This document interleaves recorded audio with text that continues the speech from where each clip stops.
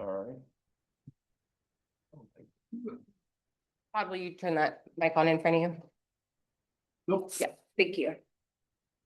All right, so we have a quorum tonight, we have 4 people. And do we have to excuse Kyle?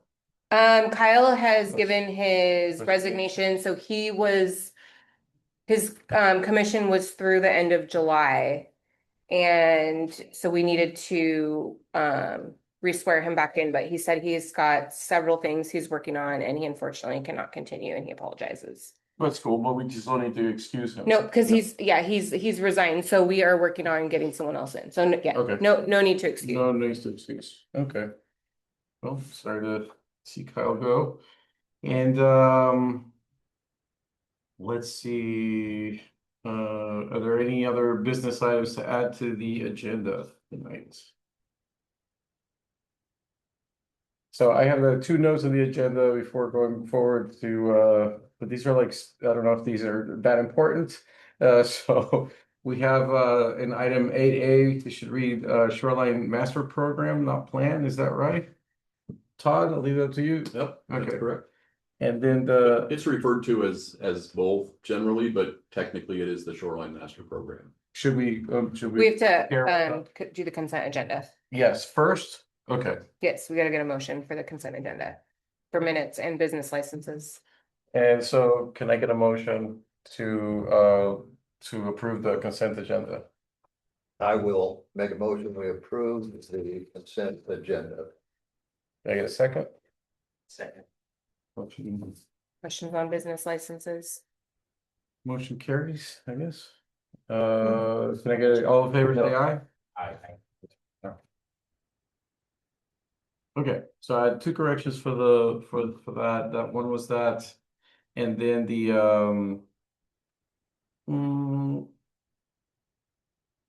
should the draft SMP be listed under information enclosures? That's is that right? No, because it's under unfinished business. Got it. Yep. Okay, and then the meeting minutes, I wanted to go over those if that's okay. Yeah, that you just approved those by But approving the consent agenda. don't we go through them first and then approve it, or do we approve it and then go through it and then add? Well, someone would make a motion to approve it and then you guys would discuss it if there was any issues. If there's issues in them, we can discuss them, but yeah. That's exactly what I was trying to get. Yeah, so normally you would want to bring those up before you make a motion to approve, because when you approve the consent agenda, you're approving business license and meeting minutes. Oh, so I wanted to talk about business licenses also. Okay, well, we can, What do we do? Todd, what do we do if we have to take a motion back? I think that, I think it's fine. Just talk about it. I think it's fine, it's clear, it's on the record what you're doing. Yeah. and Yeah. There was a motion and a vote, but Yeah, we can But- redo it if but needed. we can do a redo. Yeah, it's not council, We need so. to vote on the redo. Robert's rules aren't Yeah. mandatory for planning Planning commissions, commission. so you can use them as you like to keep order in the planning commissions, but I don't believe you've adopted them specifically, so. But we can make a motion to approve corrected minutes Yeah. also, so it's Yeah. not a problem. So what's on the meeting minutes? So the meeting minutes lists Todd Johnson under the members, but he is the planning commissioner, not a commissioner, or he's a city planner, not a commissioner. Should he be moved to staff He present? should be moved to staff. Okay. And then I don't know, my arrival isn't recorded because I was late, so I don't know if we need to write in. It's not in the meeting minutes. Okay. Yeah. So Yes. yeah. Okay, so can I get a motion great. to approve the corrected meeting minutes? Anyone? I don't think we really need a motion for that. It's just changing where Todd sits in the. See, I'm gonna bring in all of the bureaucracy at this point. Okay, so then what about the property that wants to be the short-term rental? That was That's an Airbnb. Dash Properties, and so do we have a permit for that? That Do was we have a Daniel. conditional use? They don't need a permit. Kane's house. That was on? That was Daniel Kane's house. Yeah, it's And I that. think he already had. He already had, yeah, so that's gonna be they just need a business license and then they will pay their rental. It's like what kind of rental tax is it? They pay us a tax. They have to file a tax under being a landlord. It's not a landlord. It's a landlord tax, but it's not called a landlord tax. I forget what. Yeah, we talked all about that. What is it? No, that's not the name of the tax, but it's basically, that's what it is, but it's not called that. But do we have code for short-term rentals? I No, thought- they're allowed. So they're allowed, but this is not a new use. So there's no land use application that goes with the business license. You just have to renew your business Leasehold. license yearly. That's it. You'll see the TRJ planning business license come through probably next month. I just renewed mine online, so it doesn't mean that I have a new use in town. It just means I'm applying for a business license. So they pay, If someone comes in with a new structure and wants to build that, there would be permits involved. If somebody comes in and wants to change the use, I don't believe that a B and B of an existing residence rises to the level of. no, and it's called a leasehold tax. So when you sign up for B&B or any of these platforms that are going to be used as a short-term rental, they do require that you have a business license. And when you have a business license, you have to file a P&L. So on that P&L, whatever, they're filing as their revenue, we get a tax. It's called Yeah. local leasehold tax. I just didn't know if our code allowed sort of short-term rentals where the landlord wasn't living on the premise. Yes, we don't have anything preventing it. Okay. Council discussed it in. Oh, I see. It's just that we don't have anything written. Yeah, we don't wanna hinder anyone from being able. For the previous planning commission too, we talked about short. Did we? Yeah, and I know council talked about it too, and they didn't wanna limit it at the time. They said it was, I think we've got 3 of them in town. Awesome. We could use more. They don't want it to turn into Packwood, and if it becomes an issue where we have more B&Bs than we do houses, it'll. Well, that's all I had. And that's the way most jurisdictions handle that too. They usually wait until they It's get an an issue. overwhelming amount of them. Then they decide, oh, we want to put a cap on these. Yeah. Usually they make the cap below what exists for licenses in town. And then over time, it comes back down to that cap. Yeah, It makes it impossible for any new B&Bs to come in. yeah, makes sense. And I was just looking through the land use code. And I couldn't see any explicit allowance for that type of thing. So It's not prohibited. that's why I was curious. Okay. Awesome. So if somebody wanted to do that today and just start renting out, just doing short-term rentals on a piece of property, that they can just do that without a conditional permit In at an this point? existing residential structure. Yeah. Yes. Okay. Awesome. Thank you. Not in a commercial structure though, because we don't, our mixed use zones allow residential, so you could do it in a mixed use zone if it's a residential use, but if you change the use, then you may have to go through some building permit review. If you're going from commercial to residential, I know, we had a shop here in town that wanted to do it wasn't a short-term rental, but it was the business owner's residence.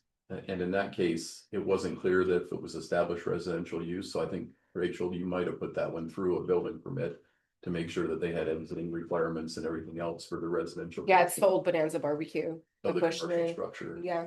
But that was one where it was a commercial use and they were adding a residence to it for the caretaker or the Yeah. owner. And that did take a building permit review, but not a land use review, so. Okay, that's super helpful. Thank you. So now we just move on to shoreline master plan? Yes, sir. Are we ready for this? Sure. All right. Thank you, Chair, and good evening, members of the commission.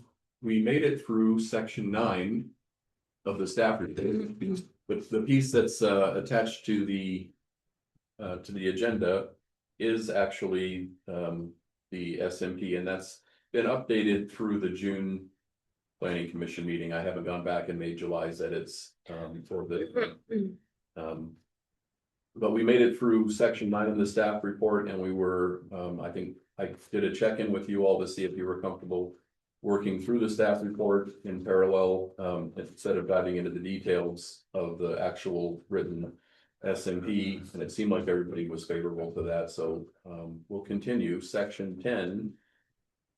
Todd, What page is that? a page number, please. Section 10 is page 11 in the PDF. Electronically, it is also page 11. What a coincidence. And Todd, the draft still says June 2026. Is this the same one? Yeah, we're just continuing our work through the staff report. Okay. Back in May, I prepared the staff report. And I haven't updated the staff report. I'm updating the SMP. And the last update I did to the text of the SMP was in June. So I Okay. haven't made the edits that discussed in July yet, and I Okay. haven't made tonight. But those are just captured until you go in. Those and- are captured in the record, and I'll go back in and make the edits, but the current draft of the SMP Yeah. itself is So go a back. June draft, and the staff report was created Go back to. in May. But that also hasn't been updated at That all one. since I created it. Yeah. Okay, thank you. But depending on our progress tonight, That's it. I'll go back and Page 11. catch up with the Oh. edits in the SMP, and then we can update the version that's posted online. We have a shoreline management page, landing page on our website for anybody that's interested in the current documents. So all of the documents and maps and everything else is up there on our city's webpage. So I didn't get the staff report put in this agenda packet, but if you guys go back to the previous Yeah. agenda, it is in there. Or if you prefer, we can dive into the code, although the staff report's organized differently Yeah, than the that's fine. SMP. So some of these topics span different sections of the actual SMP. Do you I find tried it, to Tracy? summarize these into topic find it? related discussions instead of actual code edits. So It's under July 22nd.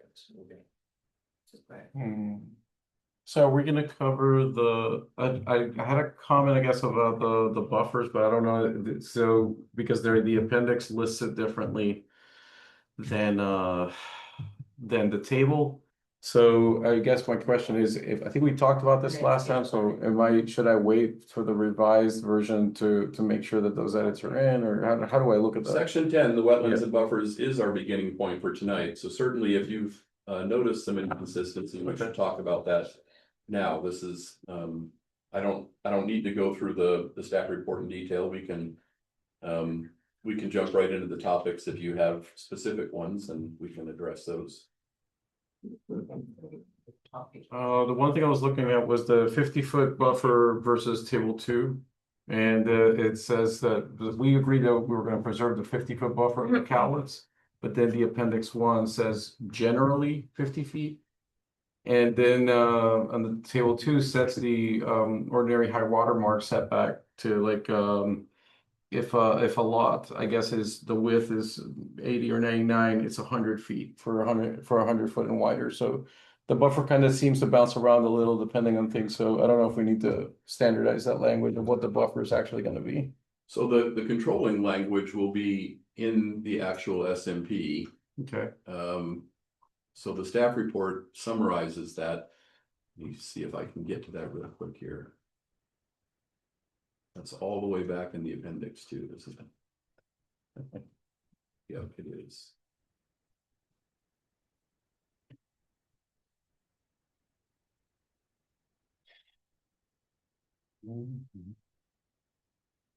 And just for everybody's benefit, what we're doing now is editing the critical areas ordinance that we've already adopted. So what we have is we'll have adopted critical areas ordinances that apply every place except within a shoreline area. And then this appendix 1 that's attached to the SMP will be slightly different because we have different requirements in shorelines. And we didn't want to have to go back and amend our city code every time we did this. And every time we amend our city code, we didn't want to amend our SMP. So we now have 2 copies of critical areas regulations, one that applies only within shorelines and the other one applies every place else. And what ecology has done here is they've said, okay, well, we've already approved your critical areas ordinance, but within shorelines, we need to make a few changes and adjustments. Okay. So buffers was not one of them. So I believe we're carrying those forward. Are you talking about the part highlighted in yellow on the main document? Is that what you're talking about? the edits that were made. I have to pull that up. That's Mhm. not it, Rachel. that's not- No, you're scroll all the way up. So he's on number 10. Well, I'm on yeah. number 10 in the staff report. Yeah, but And then I I'm went to the other. trying to pull up the That's actual what he was looking at. Hmm. document now to get. Is it on 100? Yeah, so buffers, he said buffers we're carrying forward. Shall stay consistent. That was the intent. I don't remember ecology making any changes or recommendations, but I'm trying to get to page 160. I'll get there in just a minute. Scrolling. There we go. Because that's 1213, so that's not section 10, it's section 12. Yeah, well, but is this the section 10 he's talking about? Yes. Yeah. But I went to the main document, see if that's what he was talking about. And the table that you're talking about is in the appendix, right? It's not, No. it's not in the, appendix. well, the Yeah. appendix is in the main document. If you're looking at the SMP, the Yeah. appendix is part of that document. So page 48 on the main document is the Okay, table 48, table okay. 2.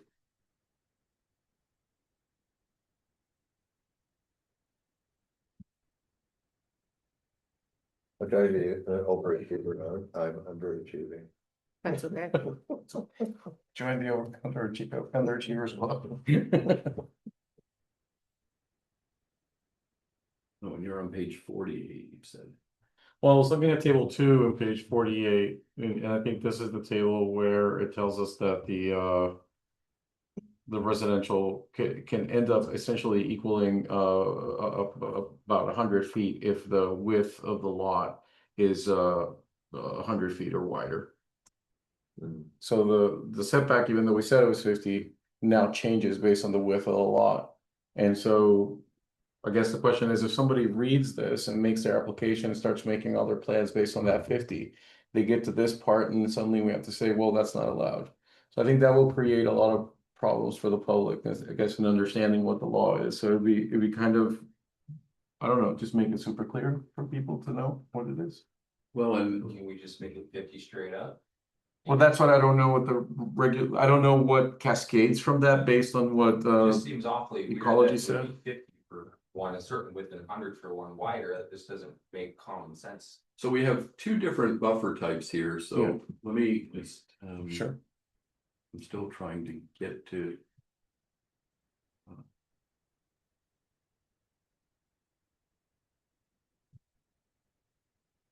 48 regulations.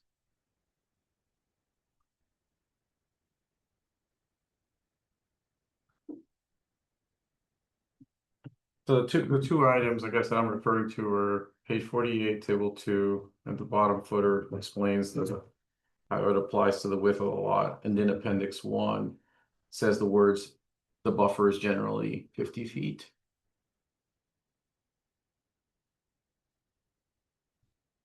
So I maybe changing it to So- is 50 feet. So table 2, these are shoreline regulations. Okay. They apply in addition to what's in the critical areas regulations. So the critical areas buffers are 50 feet. But the shoreline buffer may be larger, and the larger of the two applies. Okay. So we have the Cowlitz River is both designated as a shoreline, and the buffers and setbacks are generally 50 feet. And looking at the table, I'm not seeing, except for the non-water oriented uses that have larger setbacks, 150 feet. The 50 foot is in there pretty consistently. I don't see anything other than the non-water oriented uses. So if you go to the description underneath the table, Okay, and there's the part that's explaining the asterisks. And there's the line that says that the lots widths that are less than 60 feet will have a 50-foot setback from the ordinary high water mark. But as you go higher in width, that setback gets bigger. By the time you get to 100 plus, it's 100 feet. And this applies to only the double asterisk, which is recreational development, water oriented. Residential single family also. Single, Because if you look at residential single family, inside of it is the ordinary high water mark setback. and then there's the double asterisk. Yes, there you go.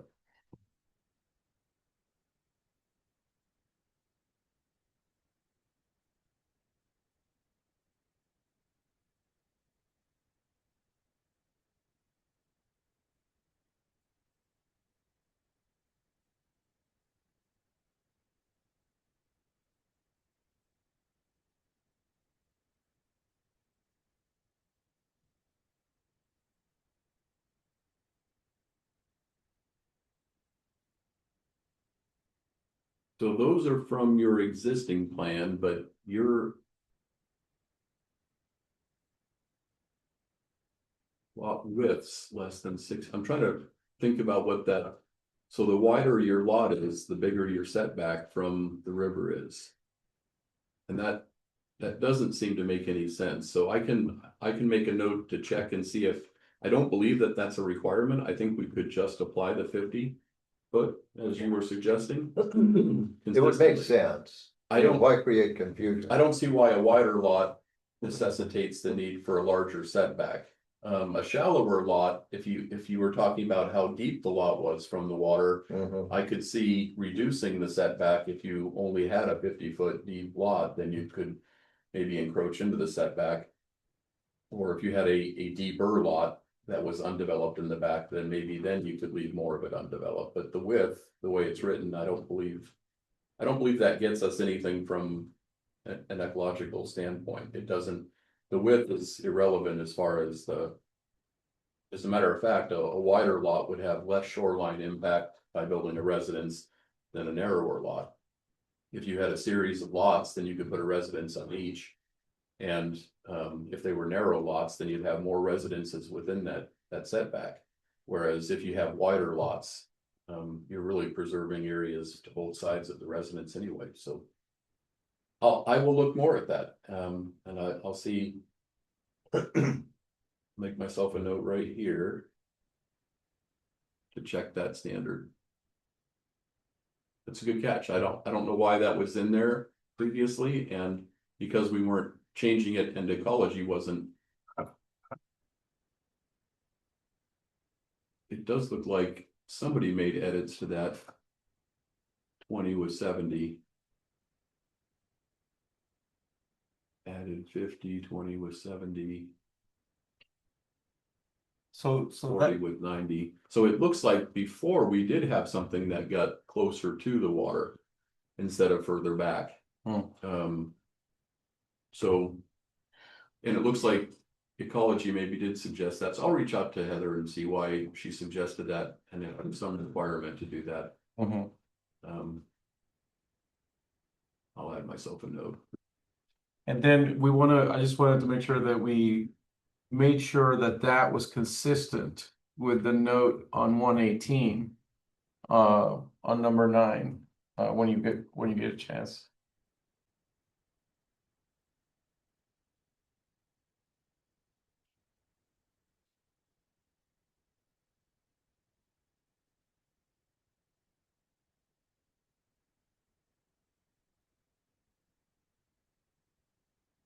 Then page 118. Yeah, number 9, the second sentence, will say the words, along the Cowlitz River, this buffer is generally 50 feet. So the idea is, you should probably not use the word generally, because it's not very, confidence building for somebody who's trying to build. So the idea would be, let's make that, we decide on that first finding, let's just make that echo here, so that it's very consistent for folks when they're looking through it to determine what their buffers are.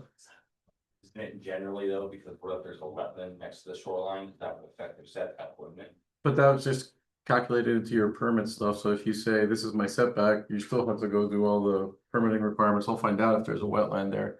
But I think just to be able to tell that that the buffer, I think the word generally is in good faith here. It's just that it's not precise. So that's all. Right.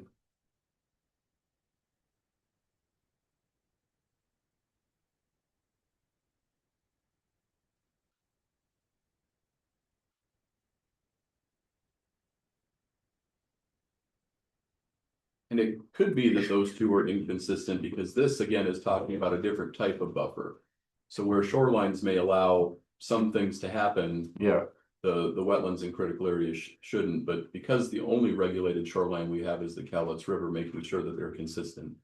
I think that's good form, so I will make a note there as well to make sure that whatever we come up with above, that we make this consistent below.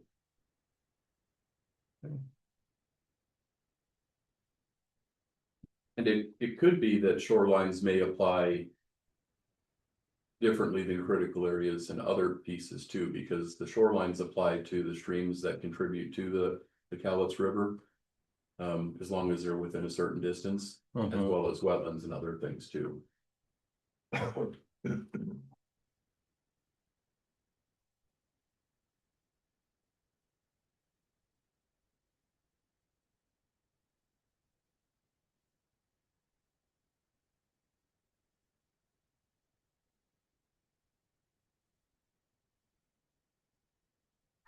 Okay, well, great discussion. I've made myself notes to check on both of those things.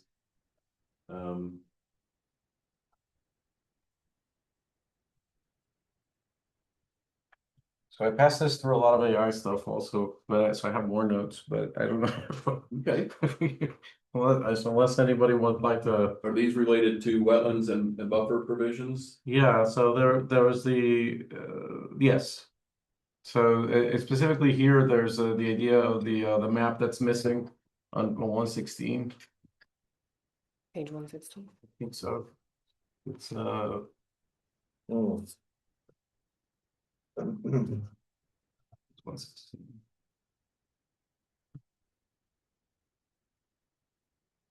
Looking at page 116 in the document. Let's see if I have this wrong. Right. And I see references to table 1, but not. Yeah. Where's that map?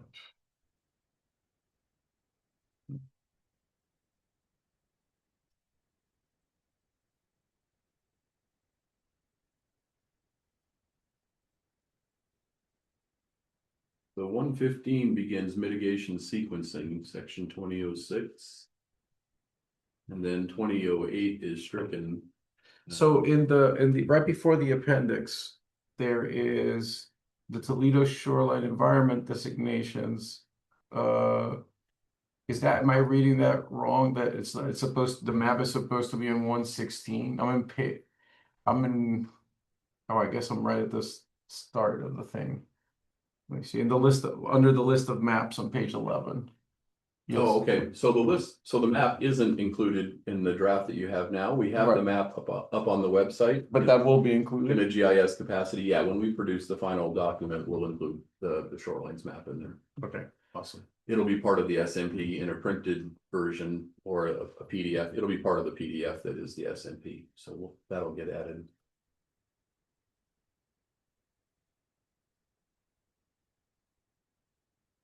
Okay, if you want to continue with the reading of the staff report from there, I think I won't. These are, I think I'll send these things. How do I send things like if there's a cross-reference link that's broken here and things like that? It seems that doing that in this particular way may not be as productive. Right, if you want to send me a list of those, I can double check them. You That's are free to email those to me and I can make edits and then I'll disclose the edits in our next public meeting and say, yeah, these.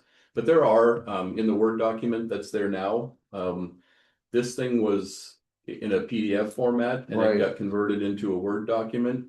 And then, so I am, as I'm going through and making our edits, I'm also changing some of the track changes that aren't actually track changes into track changes. They're just shown out as strikeouts and underlined in text. But then there are also many, I mean, the table of contents, I did go back and I fixed that, so it's clickable now for the Yeah. most part, but some of those links are broken still. And then anything that was in the document that was a hot link that was clickable in the Word document may or may not be, depending on if we added it or if it was in the original document, which was a PDF. Yeah. As the hot links don't get transferred across into the Word document. That makes sense. So yeah, I'll But send, certainly if you see those things. I have 3 little items. I'll just send them to CC Rachel, and then that way their meeting doesn't have to take. Yeah, just don't send them to everybody on the planning commission, send them only to Rachel and I, Yes. and then we'll make the edits, so that way we don't have a public meeting. Quorum. Yeah, you don't want to establish a quorum by email, that's not appropriate. No problem at all. So, and then I'll bring them up as part of the public meeting as to the changes I made that resulted from that. So, again, the general approach that we have, I think we talked through that.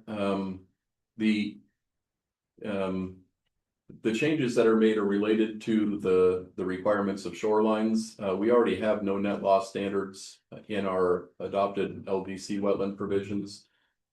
We added those last year, but then we have the shoreline ecological functions that get added into that. So there were some minor edits that talks more about shorelines, and it's a broader standard compared to just the wetlands only, but it's what's required by the state within a shoreline area. The categories of wetlands, the buffers aren't changing from what we had. The category for wetlands at 50 feet, let me see here, go back to this document and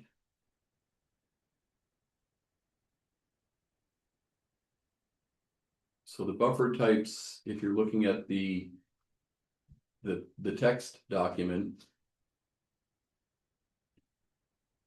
we categorize uses into different categories, the same as we do in our existing LDC, either low, moderate, or high intensity land uses.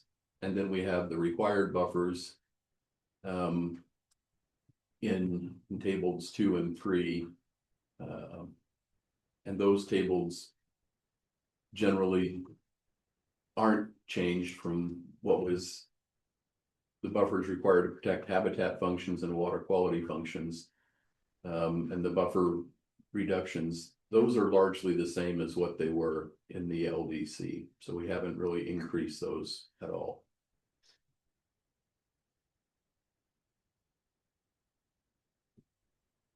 The only thing that's different is the section that you pointed out that needs to be consistent with the above. So, and I'll check on that.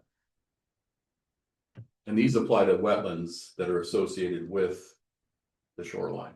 Right. So in some cases, you have a wetland area within the 200 feet of the ordinary high, and then that wetland itself becomes regulated by the shorelines. And this section then regulates what impacts and buffers occur in those. But because we just went through the LDC and we updated that for current best available sciences last year, we don't really need to have any significant changes to our buffers because they're already consistent with the current best available sciences. Okay. Other than we chose not to do the site potential tree height, which is an emerging best available science, but not yet a mandated one.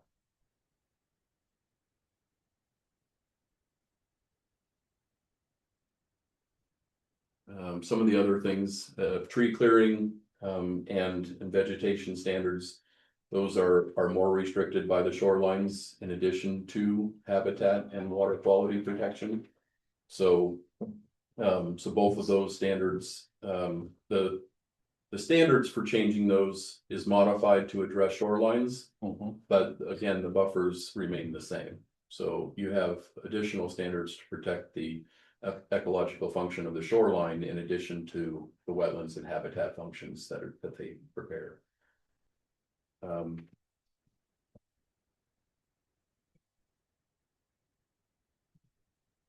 to look through anything here.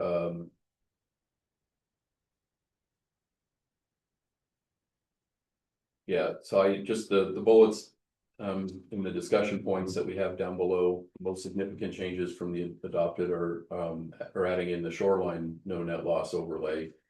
The shoreline specific, it says widths, but it means criteria. We don't really alter the widths other than the ambiguity that you pointed out between the two tables. Um,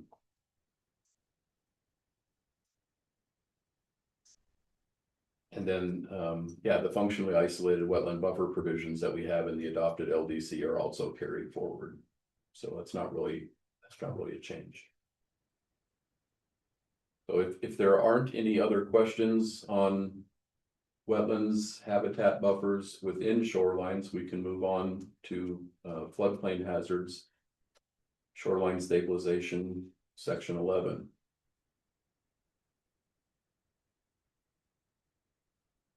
Most of the changes in the critical areas pieces themselves are mandated by state SMP regulations. So while I can explain them, and if you have concerns about some of those, then I can explore how we can better address those. But if for the mandated ones, there's not much we can do other than to follow the. I mean, if you decided, well, we don't want to do 150-foot buffers on category 4 wetlands for high intensity uses, that's really a non-starter. We could adopt code, but it would be in violation of state law, and it wouldn't end well. I mean, That's not good for anybody. yeah, Right. so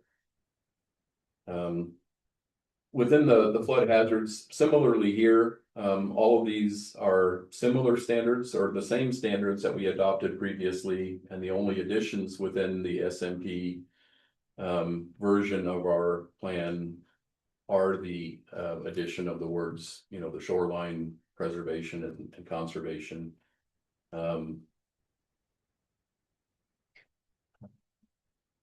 We have additional review criteria that are also in there because it's within a shoreline.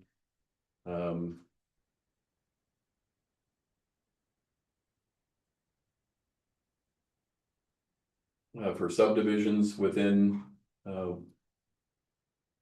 there, and I guess as I look at the areas that we have regulated, I mean, short plats maybe, but I don't believe subdivisions, any large scale subdivisions are going to occur within our shoreline for the Cowlitz River.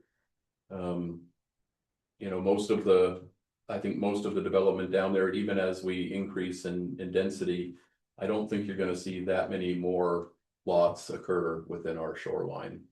Maybe some splits of one lot into two, but we have pretty small lots down along the shoreline anyway, with only a couple of exceptions, and I don't believe those. So the changes that were made in the subdivision provisions, I don't think that those would be anything impactful in the foreseeable future.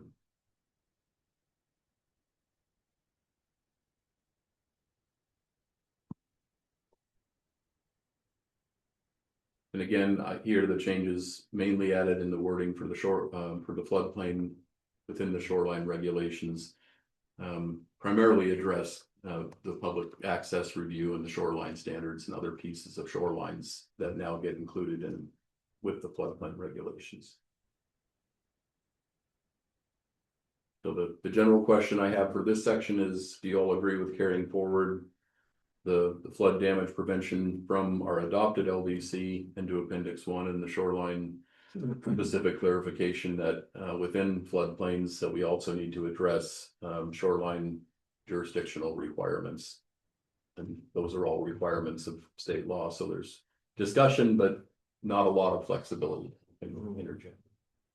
Yeah, sounds like that's just gonna be something we're adopting. Yeah, it's Don't really have a choice. Again, the choices are fairly limited. The only thing we're doing with our adopted, we already went through the choices when we adopted the LDC, and I think we looked at all of the critical areas codes pretty thoroughly there. And we made most of those changes to comply with state law for critical areas codes. And they're pretty new, and there hasn't been a lot of changes in state law since we adopted those in December. So all we're really doing now is applying the additional layer of shorelines review within the critical areas and making sure that they're referenced. Yeah, and these, In to those me, areas. I didn't see anything that was incredibly out of the ordinary that we need to balk at from a Toledo standpoint. I mean, it seems like this is just a statewide mandate, so. So on to the next section, which I think is probably a more interesting discussion piece for all of you, the public access and the trail. We we talked about this at our May Planning Commission discussion. It was one of the big points, the desire to have a public access trail through there, but yet to not make it overly burdensome, so private property owners, until they change their use, they're not required to actually build a trail for the city.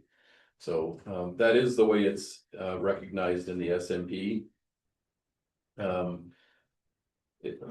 Public access to the shoreline has always been a core requirement of shorelines, making sure that shorelines are preserved for water dependent uses, and public access are two of the key points to that. And almost in almost no cases can you eliminate public access to a shoreline unless there's a danger to the public from the water dependent use that's proposed, which is how ports get away with fencing off riverfronts and waterfronts and other things for shipping terminals.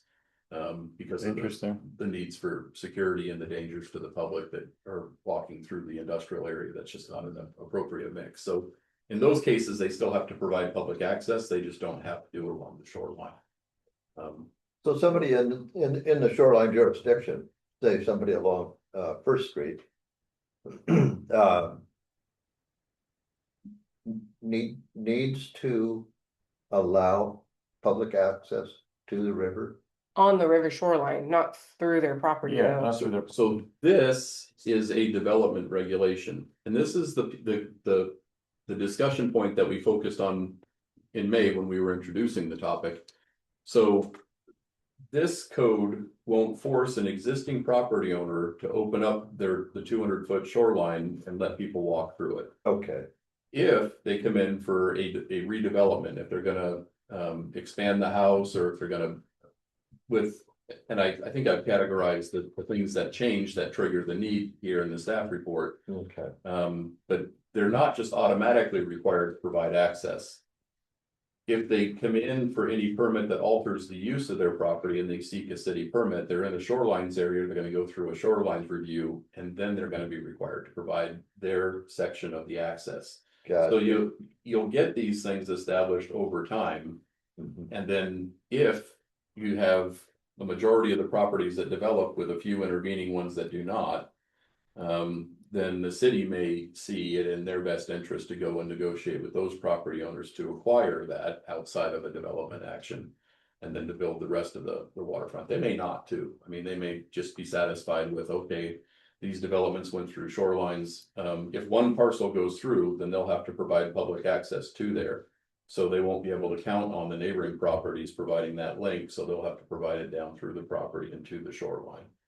And that'll be part of their shoreline mitigation conditions that get attached to a development event. Okay.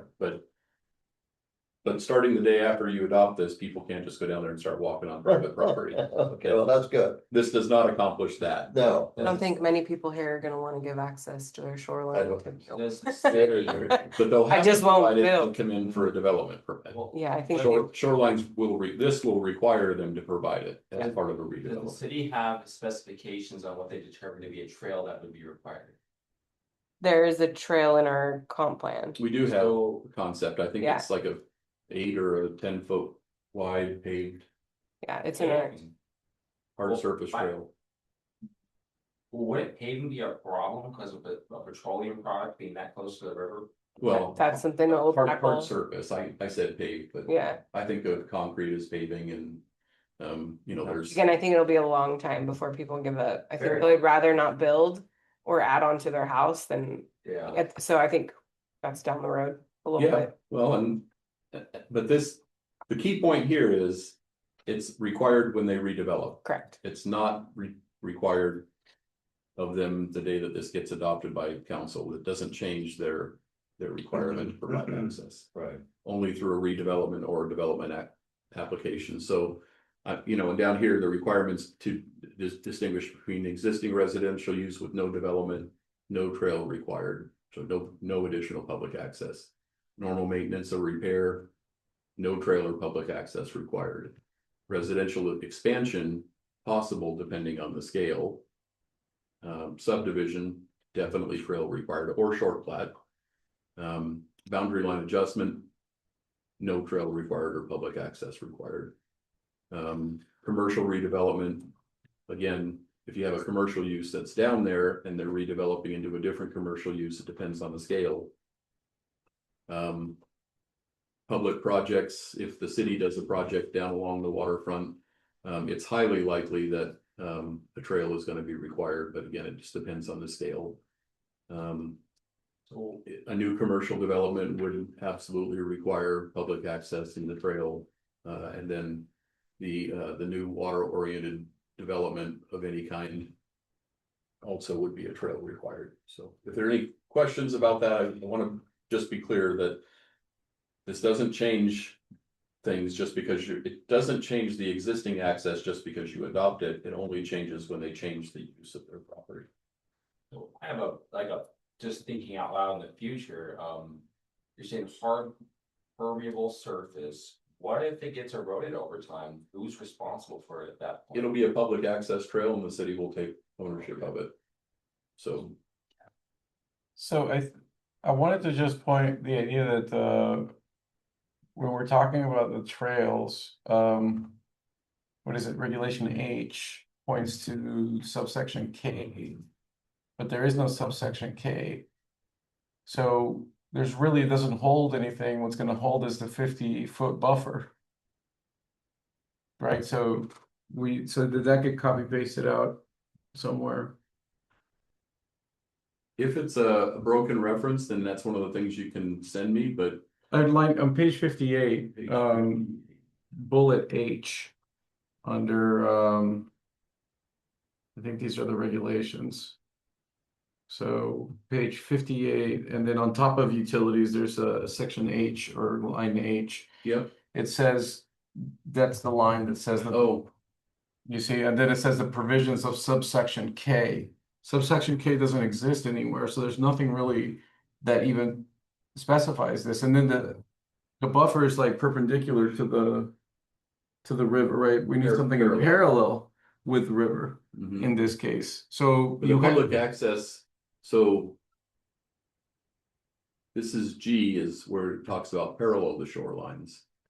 yes, this what I was talking about specifically was you're pointing to subsection K to justify why what the actual allowance is for the trail to be there within the buffer, but there is no section K. So all we have is just the buffer. So now you can't be within the buffer. So my question was, do we need a section K to specify how it lands in the buffer? Is subsection Oh. subsection K in critical areas and shoreline vegetation conservation? I think that's probably where it is. Yeah, It's not in this section, but but it does need a better definition there. So you're right. I think, Commissioner Hill is correct. I think that subsection K is actually one of the sections in Appendix 1 But down below. yeah, so the one in the critical areas and shoreline vegetation, it only runs A and B. It doesn't have K. It probably just isn't, because we have a number and a letter value all in. So in Appendix 1, we maintain the same format that we had in the LDC. So you'll see 12.10.5. And then after that, it'll be, like a 1 and then a letter K. So it refers to one of those sections down. Okay, so you just got to tie it together. So I just have to make sure that this reference is ambiguous. It just talks about subsection K for critical areas. And that does not exist here. Does it exist up above maybe?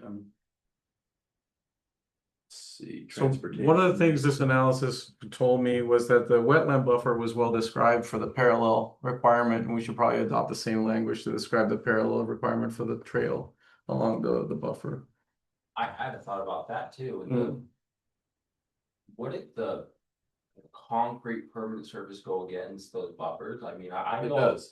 I mean, Yeah, gravel, sure, but concrete, those are all That's kind a of things. I mean, big problem with stormwater well, the going city down could also. really look at maybe Yeah. changing their idea of a trail. I mean, a mowed path would be nice. You know, but just a chip path, whatever. or a boardwalk? Yeah, but not concrete or asphalt. I or agree, paved well, or I think you're right. they create a huge, it's kind of an issue, as a developer, you couldn't do that close to the river, not a chance. You can if it's in the shoreline plan. So if we put it in here, then you're allowed to do it. We're opening the door to have that trail in here because we're saying that we recognize this is gonna have an impact, but as a community, the public access benefits are greater than the environmental impact, because we can mitigate for environmental impacts. But the public access along that waterfront, and I think the reason they used paved versus a soft surface or other is because they have a hard time making gravel and bark chip ADA compliant. And if it's gonna be a public facility, then it has to be ADA compliant. So I think that's why it has to be some form of a hard surface trail. It can't be a soft surface trail. Because it has to, if it's a public facility, it has to allow for access of people of all abilities. Sounds like you need a wooden deck, go set down 10 feet. Well, Well, that might be a little, that's, I mean, that would qualify as a hard surface trail. the Nisqually Wilderness or Wildlife Viewing Area it's a boardwalk all through this, well, it's just a big swamp. But it's a pretty fancy boardwalk. It's awesome. I love that place. Yeah, so that would fall into what we're saying. So we have 3 different trail types that we talk about in the plan. The wetland buffer one, it's permit exempt.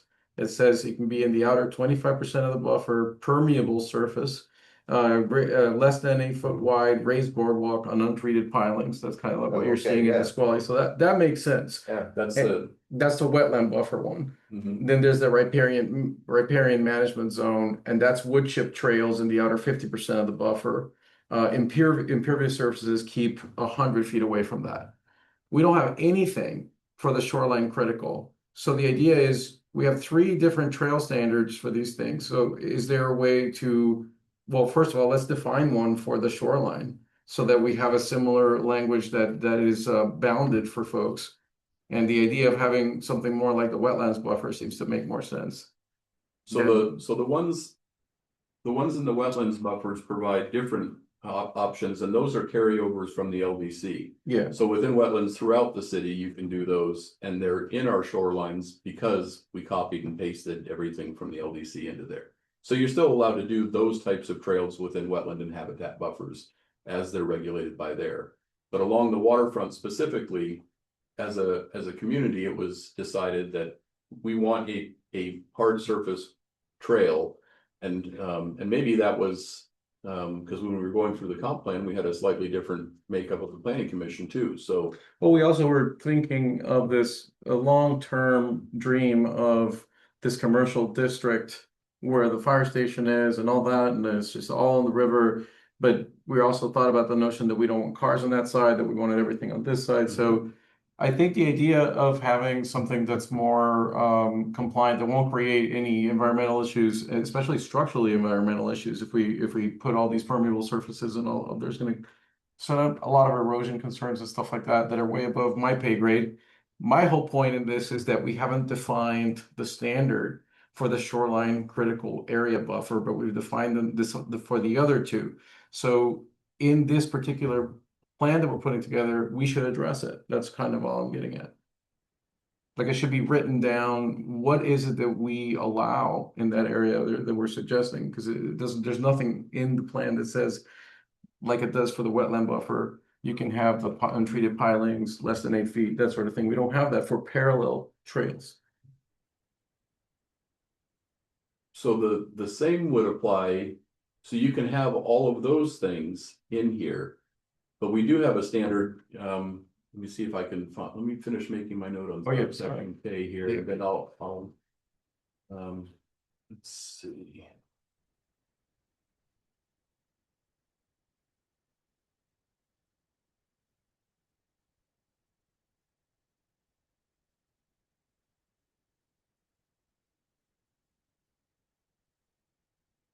So I think we had a section on the waterfront trail that talked about what the standard for that was. And if it's not here, it's in our zoning code for the mixed use waterfront zone. Okay. So maybe bring that language into here. Or reference it. For me, it's generally cleaner to reference. Okay. So we can say that the trail is defined here if we've defined it elsewhere, but, so that's your main point is. Yeah, just to get some guidance. We about it. should. We should have that guidance, I see, okay. Yeah, I'll either bring the language in or make the reference to the LDC section that contains the. We did come up with a standard for that. I can't imagine we did. We went, we came up with a standard for everything. I think you were, I mean, you were certainly on planning commission when we went through the mixed use standard. Oh, yeah. Oh, so was I. Discussion about the Good. waterfront trail, and I remember us talking about that, and it was, I mean, it's a, it's like an 8 to 10 foot wide hard surface trail is what I recall. And it still has to be set back because it's a hard surface trail, but then you can have the soft surface trails that go down and into the buffers beyond that. But that hard surface trail it's supposed to be multimodal, so you can take bikes and other type modes of walking and biking and all that stuff, no motorized vehicles, but it's. Do you happen to remember the setback off of the high water mark? I'm assuming it's off the high water mark. I think it's 50. 50 feet off the high water. Yeah.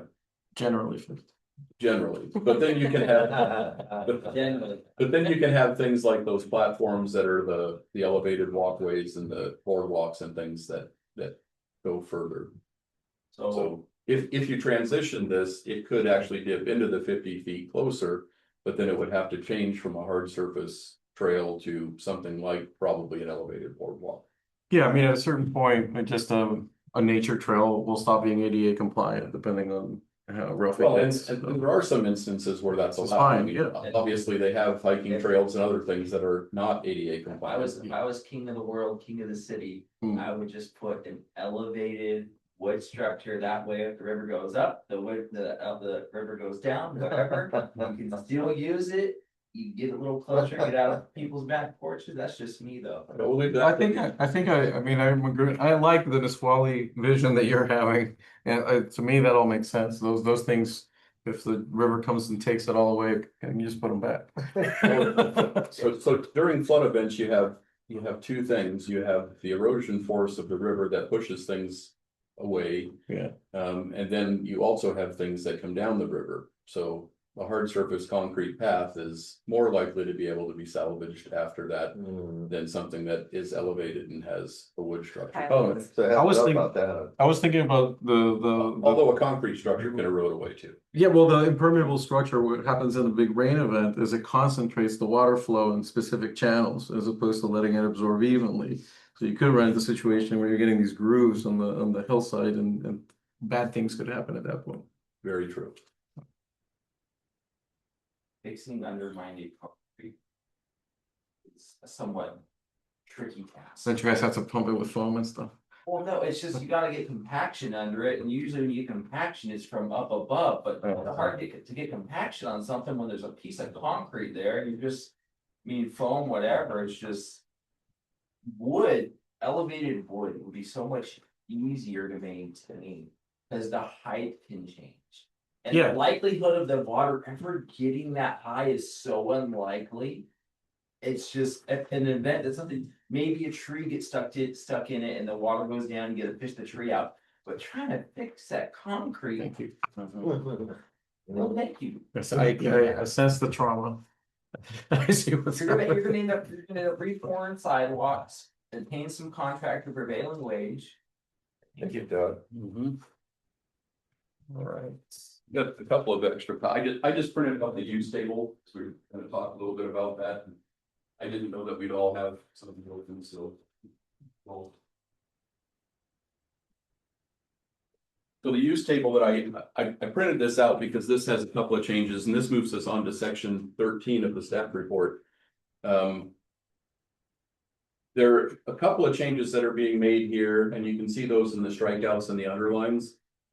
And that, one of the things that we noted earlier in our discussions that is now changed in this draft is that the single family and multifamily uses weren't separated before. It was all kind of together in the same section of the table. And it was unclear that it was intended to have those be the same as the multifamily. So that was one of the changes that was made in this document. Now I gotta get back to my document so I can.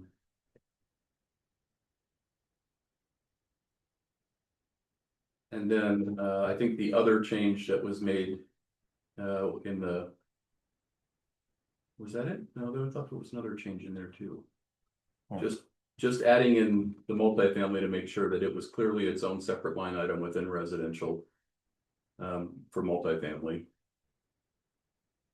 And not prohibited. It was, I think, prohibited before because it didn't have anything in there, but. Yeah, I guess that was the only change that we made to that table.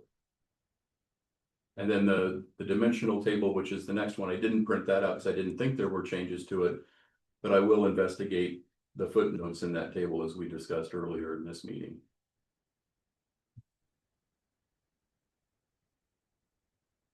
Do we have any concerns that there is no trail definition in the LDC at all? I think there is a trail definition somewhere, either in the LDC in the mixed use waterfront zone. I think we defined what's required for development through that, or it's somewhere else in the SMP. I was trying to search through here. If there's not, I think we discussed it enough previously that I can put one in. Yeah, just be worth checking to see if we just have a But parity on that. I think it's in the LDC already. If it's not in here, just find waterfront. I don't know if I'm using an older one or not, but I just saw, the only thing I see is park and public in the land use.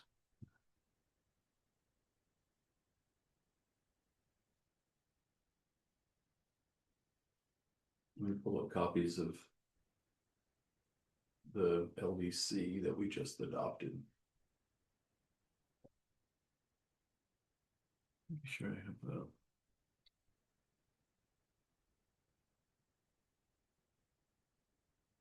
Let's see.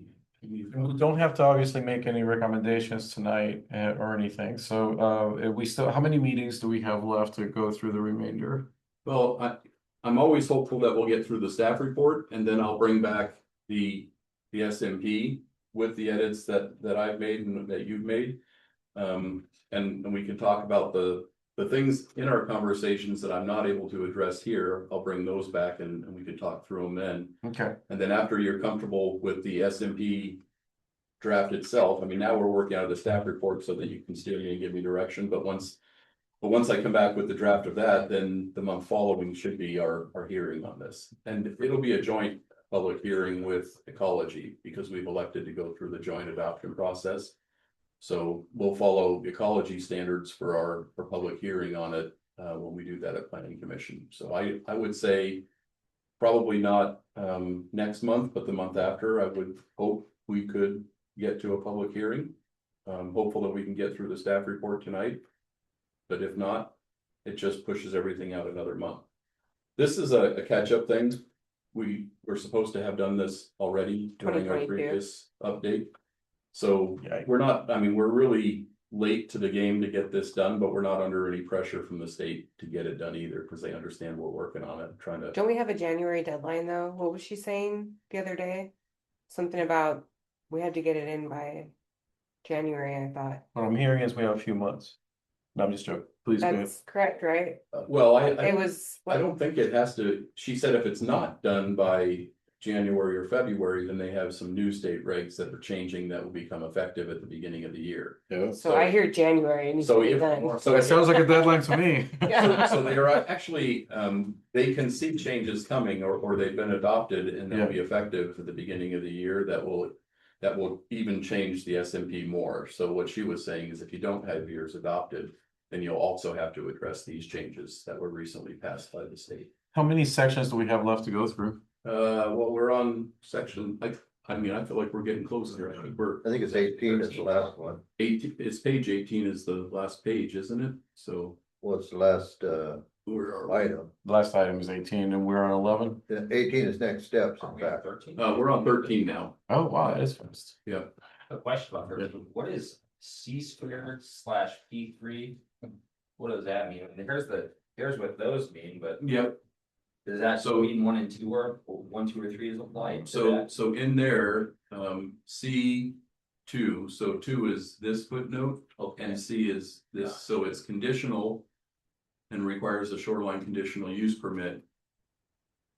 If it's within 100 feet, otherwise it's permitted. With beyond 100 feet. So C2, P3. So the these, only thing I would change about that is maybe make the number bigger, I don't know, it looks like a math problem to me. okay, yeah. I mean, I'm just thinking, I mean, obviously, you'll get it eventually, but. Right, no, that's an easy edit, I can certainly do that in the table. Just to go through instead of making those superscript, make them standard. That way it's very clear that. Yeah. Because the numbers down below aren't in superscript, or maybe they are and they're just not shown that Or way. even because the C's before the 2, maybe you put the letters before the numbers. Sure. Yep, that'll make it very clear that number 2 and C both apply. Either way, that's what it is. Yeah. I mean, if it's within Well, 100 that's what feet. 13 is about, right? Making sure the tables understand. Yeah, absolutely. So I have a question about regulation F. And I think that's the administrator. Being the or is that right? What am I thinking? This is the We determined that was an earlier item in the staff report from one of our first meetings. But yeah, regulation D. So that's the administrator waives public access alone, right? It's the only one that checks it's the only check that we have. So the waivers are in writing with rationale, but that goes into an archive. Nobody looks at it for 8 years, maybe unless the ecology asks. So can we amend that to say that after these waivers are done, that they're presented to planning commission at the next meeting? So just to put it all in the public record, make sure that's just has some accountability behind it. So it's just a presentation, but not a planning commission decision. No, it's not a decision, just to present, these are the approvals that we made, or these are the waivers that were made, that sort of thing. I mean, Much like we do with the licenses, I think that just keeps Rachel, everything. I mean, we don't usually talk about approvals that we have outside of shorelines.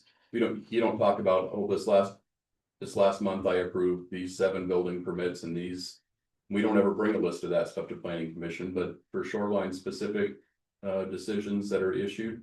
I mean, I could start doing a staff report and just giving you guys an update of building permits pulled and. Well, I think anything just the- shoreline or zoning related. I think much like we keep the impacts and stuff like that, keeping the sort of trail of what we actually do in our shorelines, and I think that sort of plays a part of that. So just the shoreline waivers. So you're just talking about shorelines only, Yeah. not all permits. No, just Shorelines. if we're doing waivers on the shoreline restrictions that we have, we want to keep track of that in the public record and just sort of show this is how Toledo uses the shoreline. Because it's just going to be this evidence over time. So when we argue to state, hey, we'd like this not to be applied because this is how we use and this is how we manage our impact, we'd have better arguments with data like that. Well, and we talked about this with critical areas, but the same is true with shorelines. So we do have to keep our shorelines decisions and periodically evaluate the cumulative impact of those. As we do for any critical areas decisions now too. And that's an administrative burden that the state adopted for all critical areas. Okay. And it also applies in shorelines. So we do have to keep track of that stuff. But it's an administrative task for Rachel to bring those things to planning commission, but I don't think we're gonna have that many shorelines decisions. I just don't know how you'd remember that, oh, this is a shorelines decision, we have to bring that one to planning. You would commission. just run a report. That's what I'm thinking. Yeah, It I've would be got, like the license. it would go into iWorks anyways. So I could just do like a quarterly report. I mean, but again, if I haven't had one since I've been here, so it's not like I'm gonna forget about it. Did we? We have one. Oh, well, it hasn't been submitted yet though. It's been submitted and it's not complete. Right. We just have, We so don't do have- take incomplete applications here, so it's technically not submitted, Well, right, you- Sarah? We hear that almost on a daily basis. So, Yeah. No, so complete. counter complete is Send it when you accept an application for processing, and then the first step of the review is that. I feel like I've been in that's trouble. complete. Yeah. So there are 2 different completenesses. Yeah, so what I'm thinking is just like you're saying, a simple report like we do with the licenses, we adopt it, done, people can look at the pocket. Okay, great.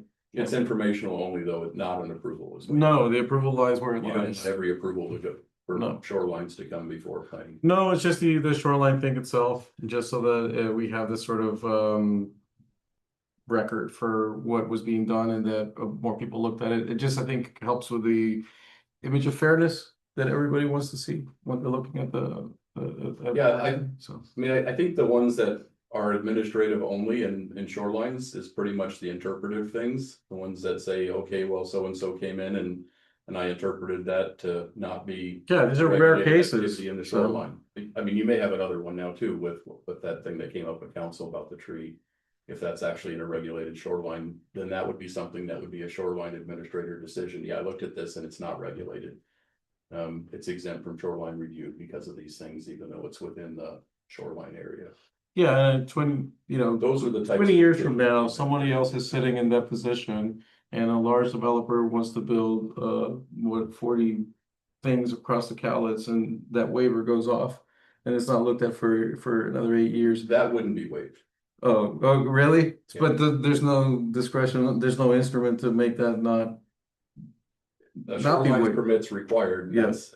and that's a public hearing process Okay, in the city, so. But his is gone strictly to you, right? That This permit? has gone strictly to me because it's not ripe for review yet. It came in and it was counter complete because he filled out his application form and had all the basic materials. Mhm. But then upon review, I said, I can't approve this unless we have this evidence to show these things. So, rather than issue a denial, we're working on filling those gaps and providing enough information into the file that will allow a better review of it and then hopefully approval, but depends on what gets submitted, right? I mean, if it's submitted and it's not approvable under shorelines, I think it will be. It's a fairly simple request, but we need to document some of the critical areas pieces what we're missing. So it's, it was a complete application for counter complete, but it's not complete enough for review because it lacked some of the technical elements needed for a complete review. So that's where it sits now. It's been routed and missing elements, so it's on hold, but. okay, but since it's not about me, we're just talking Right. about okay, this But particular. that is the only thing. shorelines application we have, so it's. It's on the It's- record now, Renee. Thanks.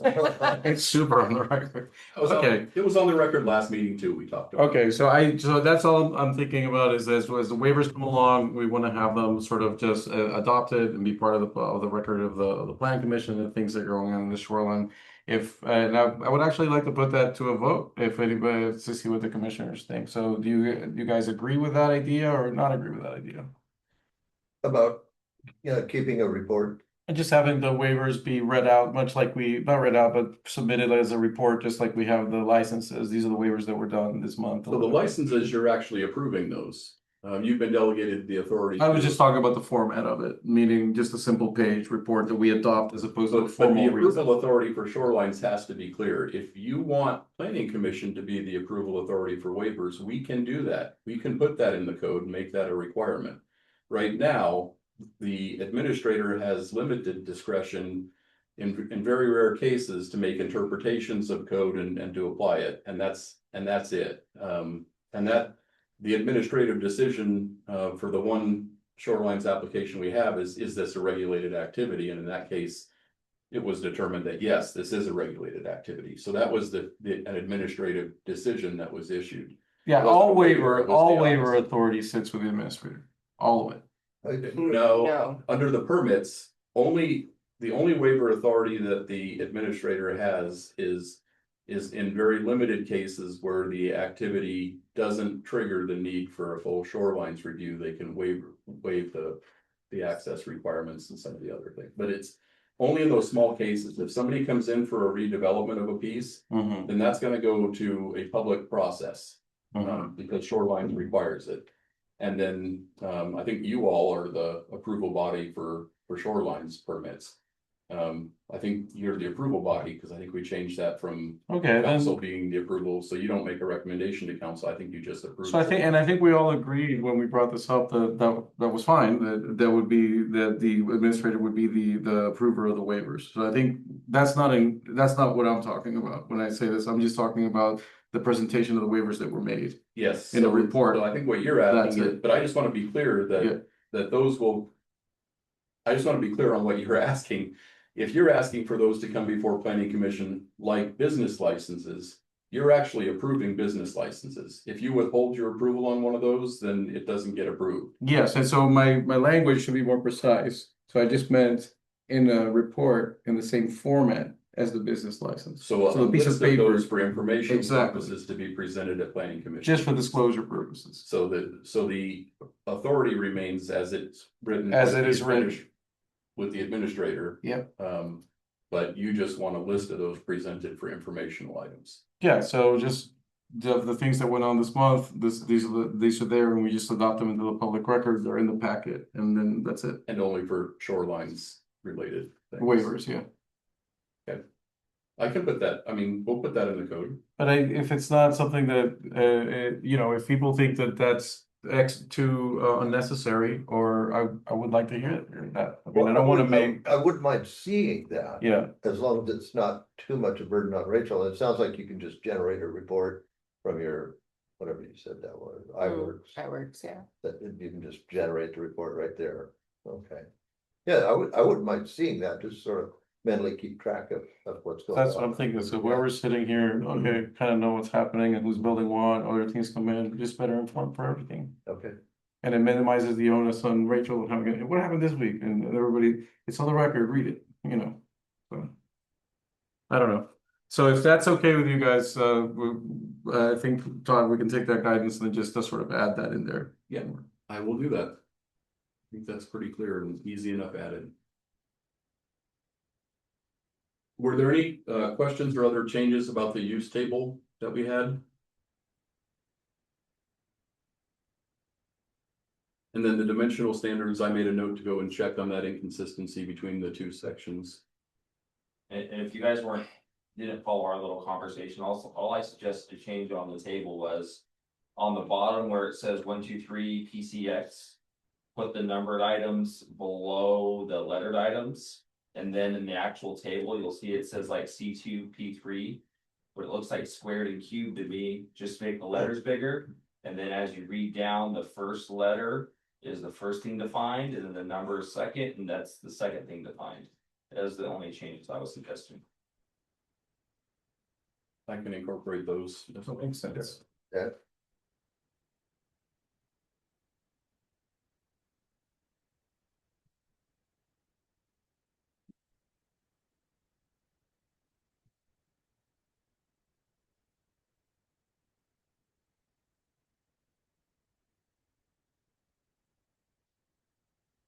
So moving on to section 14.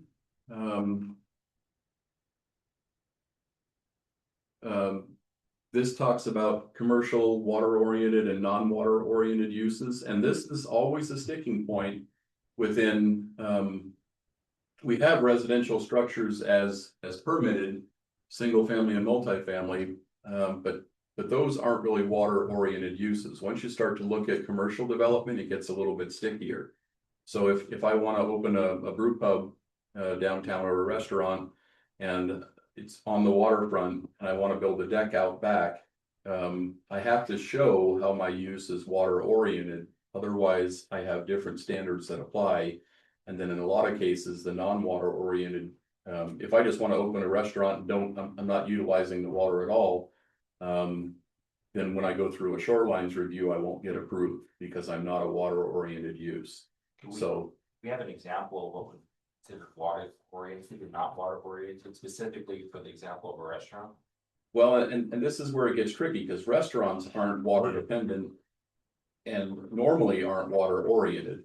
But if I incorporate the water into my design, if I have, If you're renting jet skis or something and you need a boat ramp. well, that would definitely be a water oriented use. But if I incorporate into my design some of the public access elements of shorelines, like if I have patio seating out back that allows the view of the river and passive enjoyment of that as part of the restaurant feature, then I could be seen as a water dependent use because part of my business model depends on the water adjacency. So it becomes a very tough thing to weave. And if an applicant doesn't understand that, they may not be able to get approval of a use under shorelines. The water dependent uses are clearly, like you say, the jet ski rentals, a bait and tackle shop that does demonstrations or lets people, test cast some of their stuff or whatever it is. If they're somehow integrating the water into their use, it's water dependent. If they don't do that in their application and they're in a shorelines area, that it may not be able to be approved.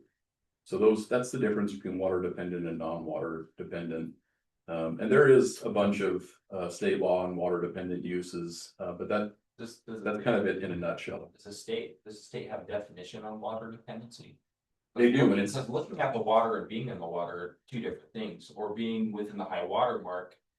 And not being within the high water mark and still, well, that is a line in the sand. The ordinary high water mark is a defined line. okay. The water dependency, so the two shoreline environments that we have in Toledo are the aquatic and the urban conservancy. Those are the two environments that were designated previously in the plan.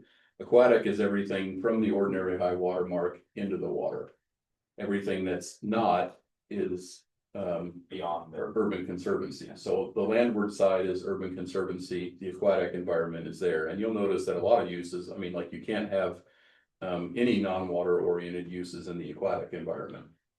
But I see. But if you were going to build a boating dock, that is definitely a water oriented use, so you could do that in the aquatic environment. See. But even there are restrictions along the upland portions as part of shorelines because you want to maintain your shoreline for water dependent type uses.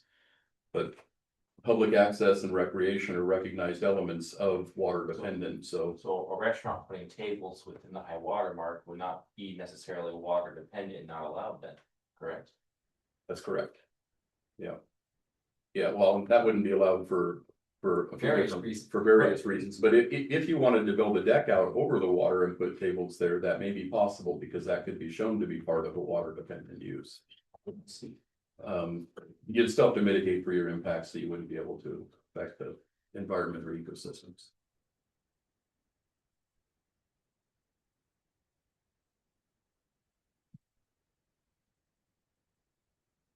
Yeah, that was the second bullet point there. The non-water oriented commercial uses are generally prohibited unless they are part of a mixed use project that includes water dependent uses and provides significant public benefits such as access or ecological restoration. So a way to look at this might be, could this business exist without the water? That is very much. And if you could say, and if you say, well, yes, it certainly could exist, then that's not allowed. It has to depend on the water. It has to be, yeah, Okay. it has to depend on the water for water thing. I almost had that. But there are a lot of That's gray right. areas there, and you can usually accomplish those gray areas by saying, well, yeah, my ice cream shop's not water dependent, but it's part of a mixed use project that includes public access and these other pieces, and ice cream is kind of a side piece of that. If you're down there at the waterfront enjoying the public trail and access, wouldn't you want an ice cream? So it's not the primary focus of it, it's secondary. Ice cream. Now, if you called your ice cream shop, the waterfront, the Cowlitz waterfront ice cream shop, is it dependent on the water? Well, it'd be a direct competition for Jet Joe. It's water. Now we all want dependent ice cream. because I'm using That's it right. for Right. a selling point to coming to my restaurant. Therefore, I need to be able to put pilings within the high water mark so I can build like decks here that are stupid. That's exactly what I'm getting at. I think with that, you can kind of weave a path to water dependency, but it requires a fairly well-versed applicant in order to establish that. It's not just an automatic piece. Cruise up to the beginning here in the definitions, and I think you were asking about water dependent. Oh. Why am I stuck? No. So we on 14 now? So yeah, this is talking about 14. Pilings, boardwalks, elevated construction are useful design tools, but you can't really have special allowances for those things because they also have to mitigate for their impacts to the environment and other pieces. So they're not always, it's not always allowed to put in a new dock or pilings or something to support a structure. They have a lot of other pieces that they need to address along with the water dependency portion. It's not the only requirement, it's just an added requirement, the shorelines.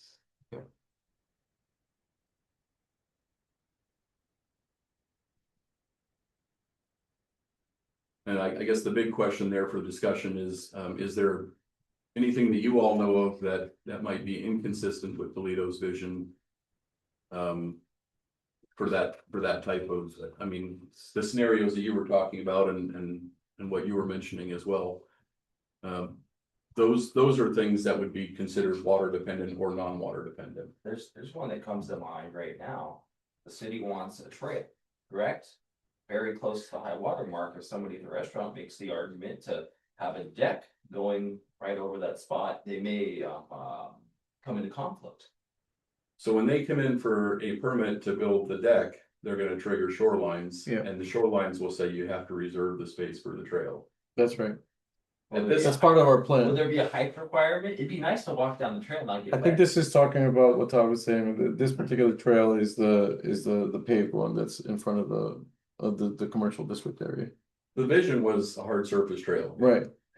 And I guess that could just be packed earth as well, or packed gravel or something like that. Doesn't necessarily mean it needs to be, asphalt. It probably won't be, I don't see the city requiring a developer to install a portion of a trail along a 60-foot section of that as part of their shorelines. Probably what they'd have to do is dedicate the easement for the future trail. Exactly. With the development.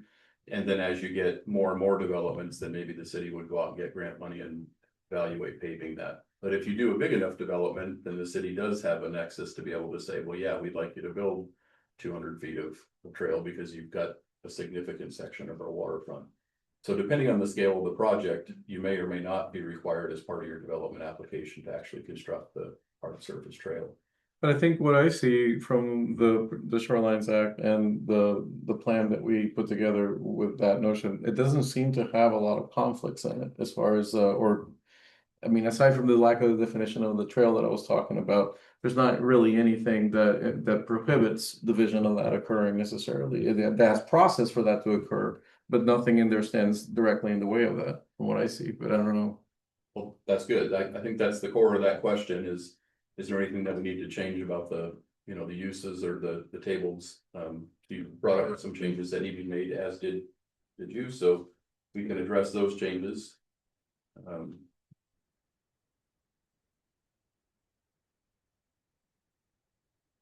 So if we wanted to move on to 15, the non-conforming lots. So if something is non-conforming today, if it doesn't meet setback requirements or other things, adoption of this doesn't change the need to fix that until something happens that triggers shorelines. But then things within the shoreline,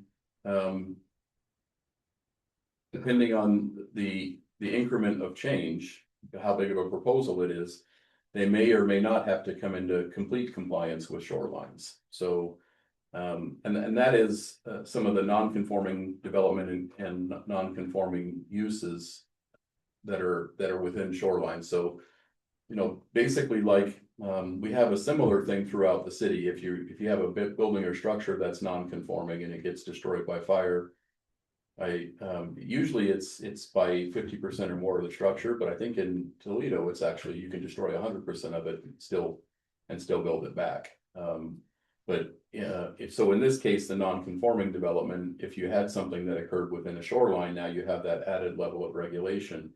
So what we're trying to do is mimic what the city has elsewhere for other things, but shorelines has added ecological functions and requirements that need to be addressed. So mainly the edits that are in there relate to references back to the critical areas code for mitigations and other things. So you can rebuild it, but you may be required to do additional mitigation. It'll trigger the reviews for. It'll trigger the reviews, and then it'll trigger the need for ecological restoration. And, you know, depending on the level of reconstruction, it may or may not trigger the need for the dedication of the trail. So, but the main points is that something that exists today can continue to exist. The replacement and expansion need clear limits. What I would propose is that we adopt the same limits as what we have in our city building code for buildings, and that way shorelines is consistent with our building code. Wasn't it like 50% of the Usually- valuation or something like Usually that? it's 50% of the structure by valuation or 50% of the structure by square footage or I think it was something. valuation, yeah. But for some reason, I thought in Toledo, you guys went the other way and said, yeah, if it gets destroyed by fire, we want you to be able to rebuild it, so 100% works for us, I don't think so. but.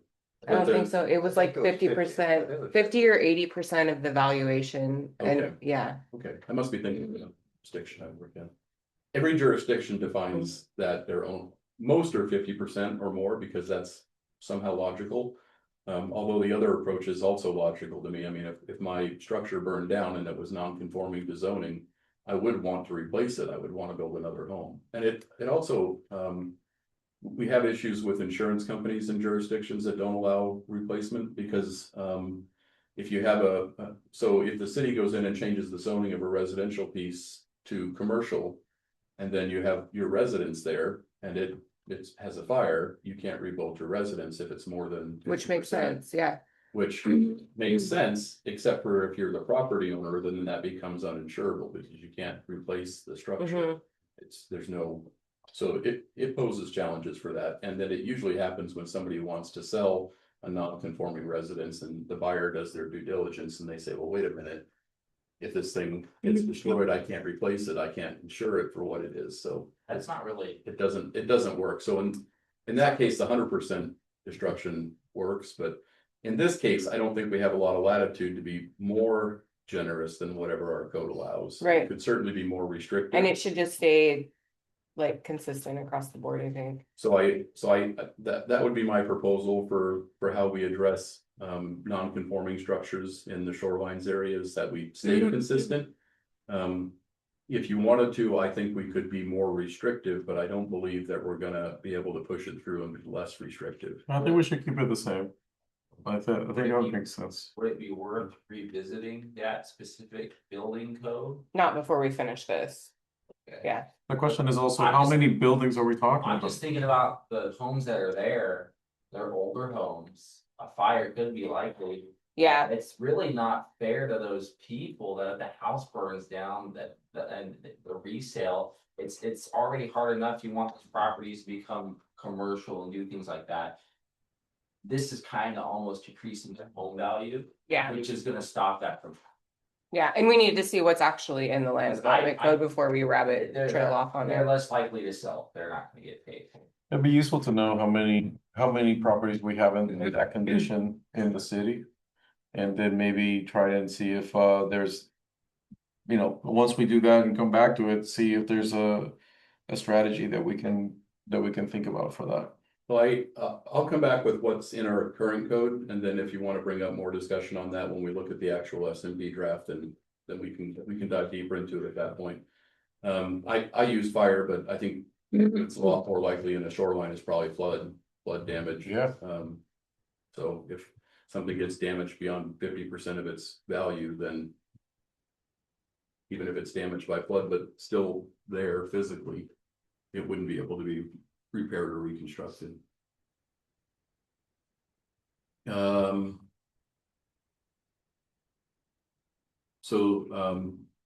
I think we already talked through the variances to shoreline standards, and that allows a reasonable use exception, so the city doesn't have to buy property that if we take all the value from a property by regulation, then we need to buy it. That's called a taking. So what we want to do is avoid that and allow somebody an avenue to be able to develop if our regulations prohibit them from a reasonable use of their property. So, and that's what that's what the variance process is for. One of the things that the variance process is for in shoreline.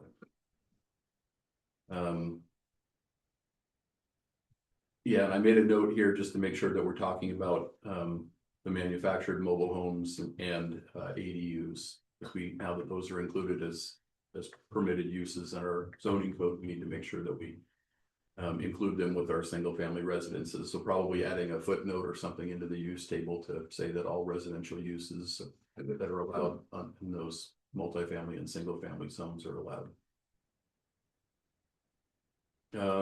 Moving on to section 16, shoreline modifications, fill stabilization, restoration levees, in-stream structures. These are largely, again, like we talked about with the critical areas. I think most of these are regulatory. I mean, these are changes that are required because of updates in state law. The tricky thing here is if somebody wanted to better their property for development within your shoreline area, so say they want to go out and they've got a good source of cheap fill dirt and they just want to fill the back portion of their property so that somebody could develop a restaurant on it or do something commercially with it, flatten it out a bit, they couldn't do that in a shoreline.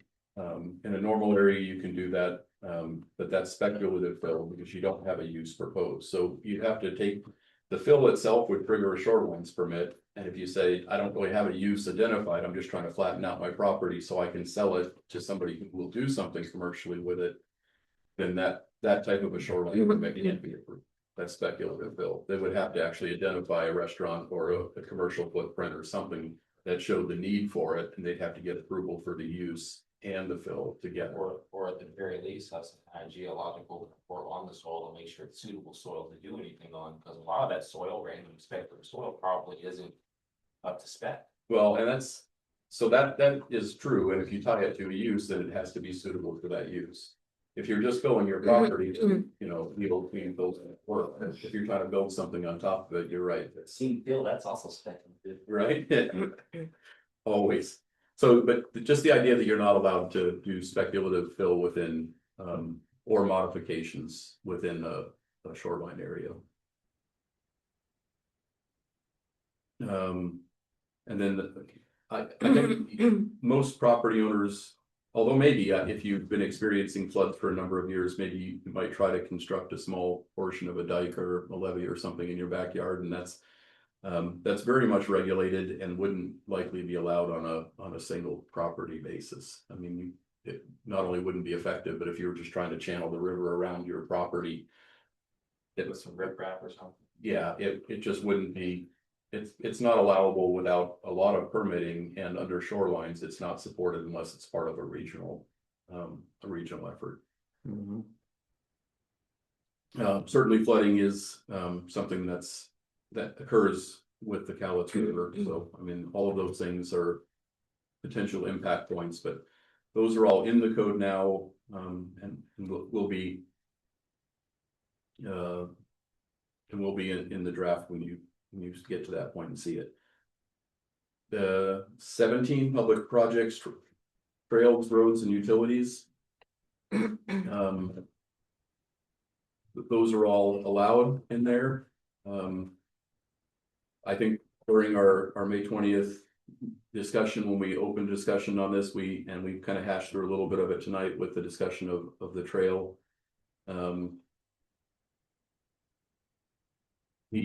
The public infrastructure are definitely allowed in there, and by including the public access trail as part of our shoreline master plan and zoning, it also becomes an allowed element because it promotes public access.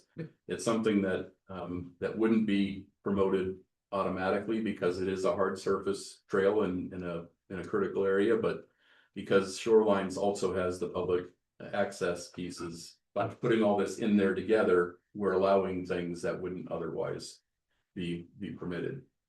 So and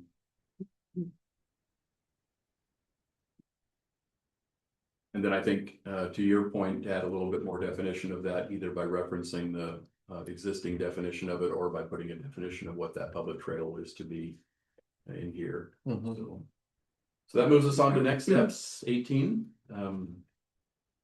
Basically, from the input you've given me over our series of workshops on this, I will now compile all those changes and bring back the SMP itself, all 170 some pages of it. I'll get that to you, hopefully here in the next couple of weeks, so you'll have a couple of weeks to look through it ahead of our next planning commission meeting. And then our next meeting will have one last workshop on the document itself, and then hopefully, I'll try to come up with a quick way to walk you through the discussions and changes that we've made as a result of our last 3 meetings. And then if you're all okay with it, we'll either workshop the document itself. We can continue that for another series of meetings if we need to, but if we can get through it 1 meeting, then we can set the public hearing on it for the next month for a recommendation to council and get it adopted by the end of the year. I would encourage also, at least in the next week, if any of you guys have any feedback that came up just by looking at this stuff, and send an email to Todd and some Rachel on it. And that way you'll have everything this week and whatever considerations you need to make for us to review the final one, then everything will be there and nobody had to catch up on stuff. Yep. Yeah, and certainly if you have edits, like I said, feel free and email them directly to me. Yep. And that's why we try to get them out. I've been getting the agendas out Tuesday or Wednesday, previous week. Yeah. So Okay. I try to get them out super early for you guys. Yeah, at least a week ahead. Yeah. But hopefully in this case, because it's such a large document. I only have 2 meetings worth of discussion to catch up on this one and the last one, otherwise the edits are already in the document. And that is the version that's posted on the city webpage, so. Yep. So I should be able to get that done in the next week or so, and get that to Rachel and then. Get it out. Awesome. Well, okay. Thank you all for your hard work on this too. I know it's not always too exciting to go through code, but. Especially when they're mandated changes, we don't have a lot of leeway. No, this is great. So I think if we're done, unless you have anything else, I'll move on to public input. Thank you. So, Thank you, Doug. yes, thank you. So I don't know if anybody here would like to address the commission, at this point. Can we talk about the sign code?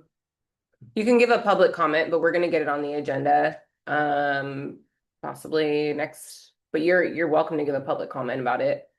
And I guess I didn't let you all know, and maybe I should have at the beginning of our meeting during other business.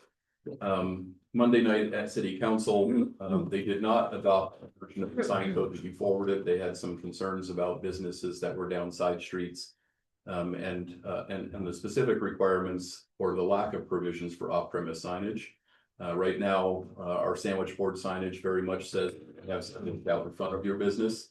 But for those businesses that don't have frontage along the busiest road in town, I think council wanted us to take a closer look at that, maybe see if we could come up with some better provisions. I wasn't able to turn that around between Monday and tonight. I so see. Okay. It'll make it onto your agenda. I think it would be a fairly quick discussion, so hopefully next month. Yeah, I'm hopeful I can get something on next month's agenda for you to talk about that. But Dan, you're welcome to take 3 minutes and put some seeds in the fertile soil of our brains. Dan Anderson, business owner in town. I am a little concerned about the regulations not being able to advertise off the business property. I'm tucked away behind Red Apple. You can't really see me back there. And then also, I was a little interested why there was a distinction between signage on the outside of a window and an inside of the window. I didn't understand why there would be a difference between the two. Well, that's a good question. I think that came up when I asked the same question. But I think what I heard in our last conversation, Todd, remind me if this is right, that the signage outside the window could begin to affect the public space a little bit differently than the inside sign. So if somebody has a sign, we're thinking just a cardboard piece against the window, okay. But if that extended out from the window in any way, that sort of thing, there would be other types of things to look at. So I think that's where the conversation went, but I'm not particularly. It's not really a sign when it's on the inside, it's a window covering at that point, I right? think It's that's what more, it was, yeah. it's because we don't want people covering up their windows from the outside. Gotcha. Because some of the. But it's not the Windows- paint and stuff like that, but Right, yeah. like the window stickers. Mhm. Some of those, the sunshade advertisement sign, window stickers, they do better on the outside. Hmm. Block the sun, give you a little bit of privacy, especially if you have.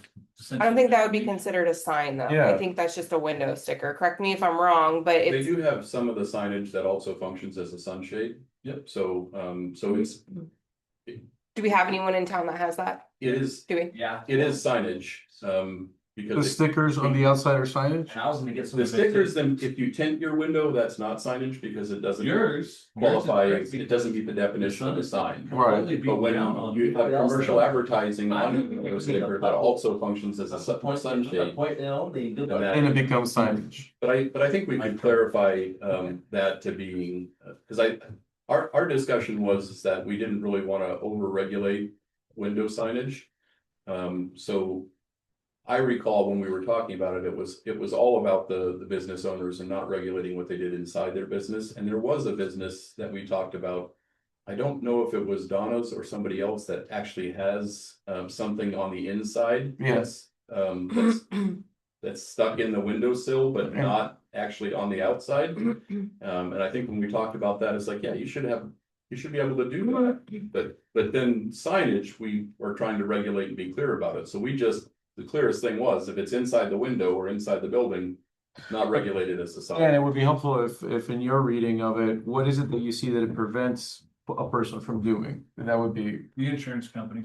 okay, Almost every square inch of their windows is advertisement signs. okay. Auto insurance, home insurance, life insurance, all that stuff. It's on the inside, right? No, it's on the outside. It's one of it's the shade sticker we were. Right. Okay, And so, under that stipulation, I would take that as my interpretation, is that signage, and it needs to adhere to the code. Mhm. So many square feet. It's clearly over the square footage. But it is acting as a dual purpose, sunshade and privacy. So.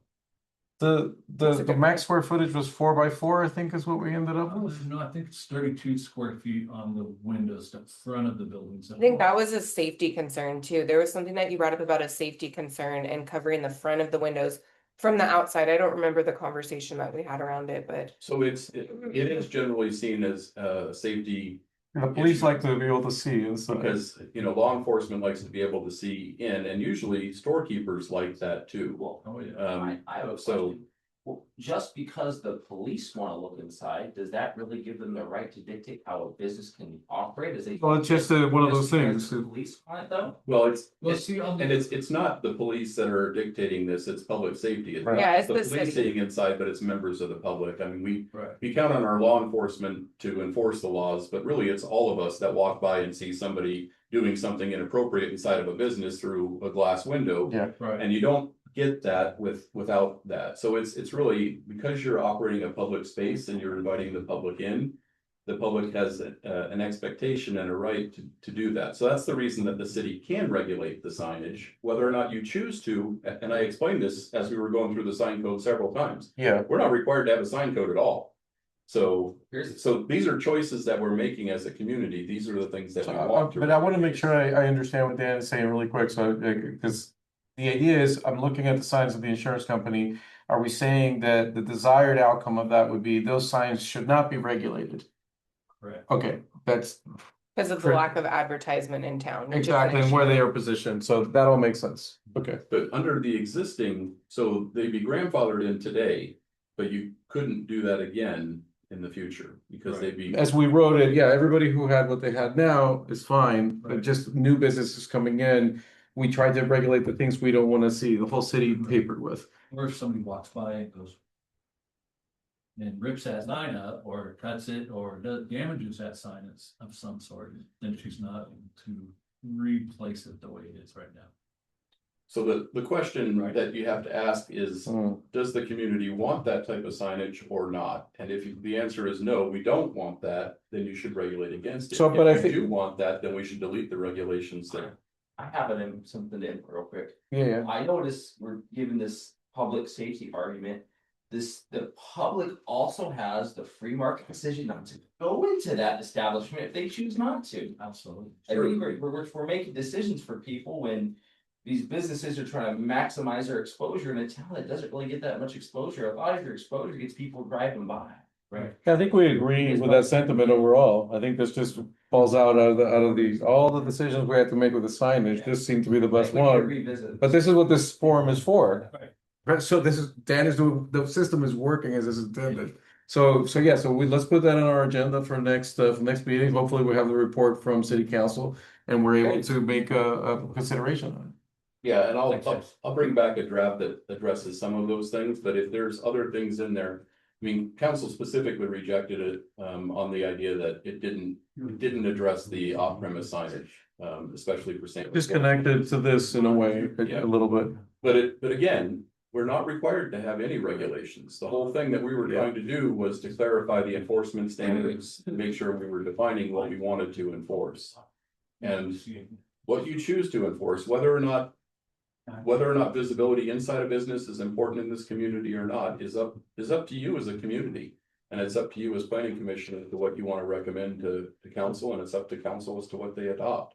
There's not really a state law requirement that says you have to have a sign code. We just wanted to clarify for staff who are being asked to go get them to go take down that sign. It's like, well, I can't really, because it's not. Yeah, So- we're trying to get into that space of when there's signage that we would say most of the citizens of Toledo would have a problem with. We were talking about things like blinking, strobing signs, and then someone's backyard on your window, things like this. So if we don't put it in writing, there won't be a recourse for it. Right. And so this is simply a product of that. And so we hope that we keep getting not only your comment, but comments from the entire community when it comes up for a public hearing to educate us on what the majority of the population wants to see there. I mean, that's the whole point. So this has already been for you in a public hearing. We could certainly advertise another public hearing, but you as chair can Yeah. always take public input and testimony at any point. I Yeah, mean, we're yeah. always, and I think generally this planning commission always has invited members of the public to participate. So one thing with the window things, the way I look at it is, as a business owner, nothing regulates me from pulling blinds down and blocking the whole public view of anybody that wants to look inside of the building. There's no Yeah. rules and regulations against that. Why should there be rules and regulations on what kind of advertisement I put on those windows? That's a good And the point. size of it. Let's get it on the agenda and have more discussion. Thank you, Dan. Yeah, thanks, Dan. So yes, we'll get it on the agenda, get the comments from council, and we'll discuss it next meeting. We'll do that. Sounds good. What's that? Any more public comment? Yeah, good question. I'd like 3 minutes. Please. Hold on, John Novak, as a commercial developer and broker, I hear a lot of what's going on. And there's a lot of, all of how many square inches of signs we can have and how many square feet of waterfront. These are all nice, but a bigger picture that hopefully we can address maybe in January after we get past a big portion of this, is the need of infrastructure that the city council and this committee needs to look at, the lack thereof, and some of the constraints in our area. There are developers out there and business owners that would bring 100 to 300 living wage or union wage scale jobs to this area, but there's nowhere for anybody to live. We have a UGA that could have housing, but we don't have the infrastructure. And expecting a developer to put that kind of money up in front, we usually say 3 years dirt to door. That's the most expensive money they can put in. It's probably not going to happen in this area for quite a while. So if the city of Toledo doesn't do something to create that infrastructure or ease the pain to the and not have so many off-site charges and things, sidewalks and everything they're gonna want down the hill, it's not gonna happen. And those scale jobs and living wage jobs aren't gonna show up in our community. And I think people want that so that we can have families here and people that stay. A great example, the state is not gonna allow infrastructure to come across I-5. It's not gonna happen. So there's not gonna be sewer or water there from Wenlock. They're not gonna jump over here and do it. If we don't grab this now with a variance or screaming at the state for whatever we have to do, that's probably some of the most valuable property to the city of Toledo in the next 20 years. I don't care about 10 feet of waterfront out here, and whether somebody wants to put a restaurant. You look at something like Love's and the money it generates for a community, and there was a very large developer that put a couple $100,000 into site plans, but couldn't get infrastructure to it and walked. And there was a lot of jobs, about 300, that didn't happen. And so if we look at this area, we've already missed exit 57. But if we looked at this area and said, we're gonna take that no matter what, because that's probably one of the most valuable places we've got. And we're going to find a way to get infrastructure to it. You're not gonna have the growth or the money to do the things you're talking about now. One of the problems Toledo has, we don't have any business. Forget the signage, there's no business here. You generate money for income for the city. And you look at a Napa Vine, their little freeway interchange there generates more money than we'll ever see if we don't do something like that here. And we don't have the infrastructure. And waiting for a developer to do it might be 20 years until the surrounding area grows so much that it forces it to happen here. Right. And we need to find a way to get in front of that, otherwise we're gonna get left behind. And that, What are your thoughts on that? How would we get the money? it probably the most logical thing is almost easier to create another town up there than it is to bring the infrastructure from up there down here. And if you were to take the old dump site, you had 20 acres, I think it is there, and put a sewer treatment plant in there, then you'd have infrastructure up on top of the hill. And there's a way to do that with modular systems and stuff, but get infrastructure on top of the hill. If you brought it down the hill today, they couldn't handle it. Yeah, so The cost of bringing it down the hill and upgrading here is almost more than just doing it up there. So what I'm hearing is that we need to find a way to provide infrastructure to make it attractive for businesses to be able to begin to And populate get- these areas. Get some real quality business. But we also are bounded by the in-between properties being part of that so that we can claim all of it, right? Like that, so that's just gonna be this isolated property over there. And don't we have to connect sewer and jump all these that's almost impossible, right? Because they don't belong to the urban growth area, the other red places. Things will have to be expanded. So your urban reserve area is the area that's outside city limits. That's this right here. That's all of that, everything from the city limits, which is down here. Right, that's what, so the orange. All of this area that's got the cross hatching on it, that's all of your county identified urban reserve area. So all of that would have to be filled in, yeah. That's the most important piece right there. So to connect that piece to the That town, Is not within our. I do have a solution for this utility issue. yeah, Allow them to do on-site utilities. If there's that the setbacks and space allows it, it's a very quick way to get tax dollars. We do already allow that. You do? Yeah, Yeah. if you're not within 800 feet. Well, I remember that, but Or I think it's. It's less than that, it's 200 feet. 200 feet for water, 800 feet John's- for sewer. Is it? but to John's Usually, point, I don't that know. takes care of the utility bottleneck, so like. Yeah, you they say, can it do would their be own a good on-site time to try and claw that in before somebody else tries to. but- The city doesn't prohibit them from doing their own on-site system. Well, I think to John's point, maybe he's right, we should be grabbing a little more. Trying to get water rights from the state to do your own on-site well is Well, a That's different that's cat. the developer's problem. well, we don't want to burden the developer, I think is what the Well, conversation. right now, the developer doesn't even care to be burdened. Okay, well, Yeah. John, thank you for your comment. I definitely think we have wide agreement on Yeah, we that, agree. on that being something we need. Yeah, it'd be something good to have a good I am looking at- partnership and strategy. I am looking at some grants. There's a grant for the booster station that I'm gonna look at doing. Because I have talked to a developer that stated, that they would gladly build out here, but it doesn't make sense with rates and infrastructure and booster station and all the things.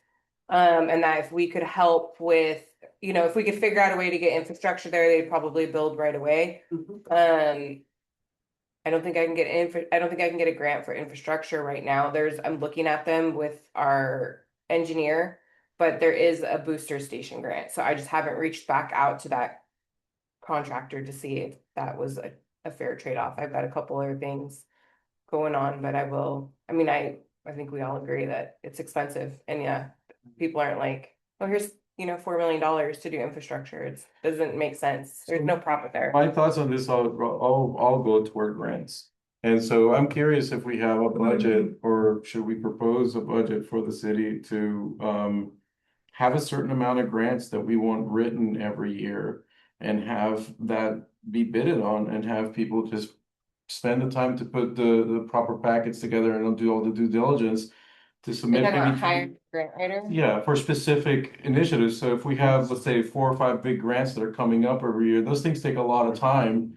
And people who've been through those ropes. So Gray and Osborne is kind of our grant writer. Yeah, We just have to reach out to them.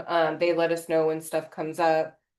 And there's, like I said, there's a couple things that have come up. The problem is right now, we are not considered a low income city. Right. That's not the right verbiage, but and so it's prohibiting it. We're like right below the cusp that we need to be at to be able to qualify for these larger grants without loans.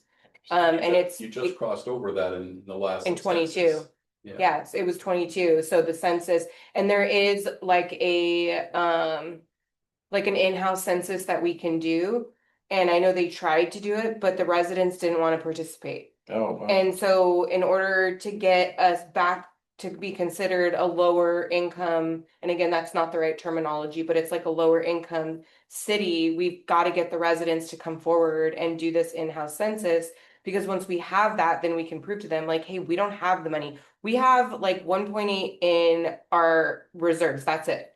And I mean, I've put half of that in there since I've been here, but that's like penny pinching and saving, and that's, that's nothing. That's not even half of the infrastructure, and then we have nothing. So it's like the money's not there. We literally cannot afford to do it. But the people that are, granting these grants, they don't believe that. They're like, oh no, you guys are, Yeah, they're going by So a that's the set of problem. numbers. you did just do the annexation too, so that should help your numbers a bit when the next census. That's what I was thinking, the but the expansion census should is help like that. every 10 years, isn't it? Yeah, they do the big census every 10 years, but OFM does, that's why you submit numbers to them every year. Yeah. They do population. Yeah, updates. and I think next year I'm gonna try to do the in-house, whatever population We thing. filed the annexation with OFM, so they would have updated their numbers, but it wouldn't have changed your census district for the city. Correct. Because the census was done before we finalized the annexation. Yeah. But that should help. That should help your numbers a bit.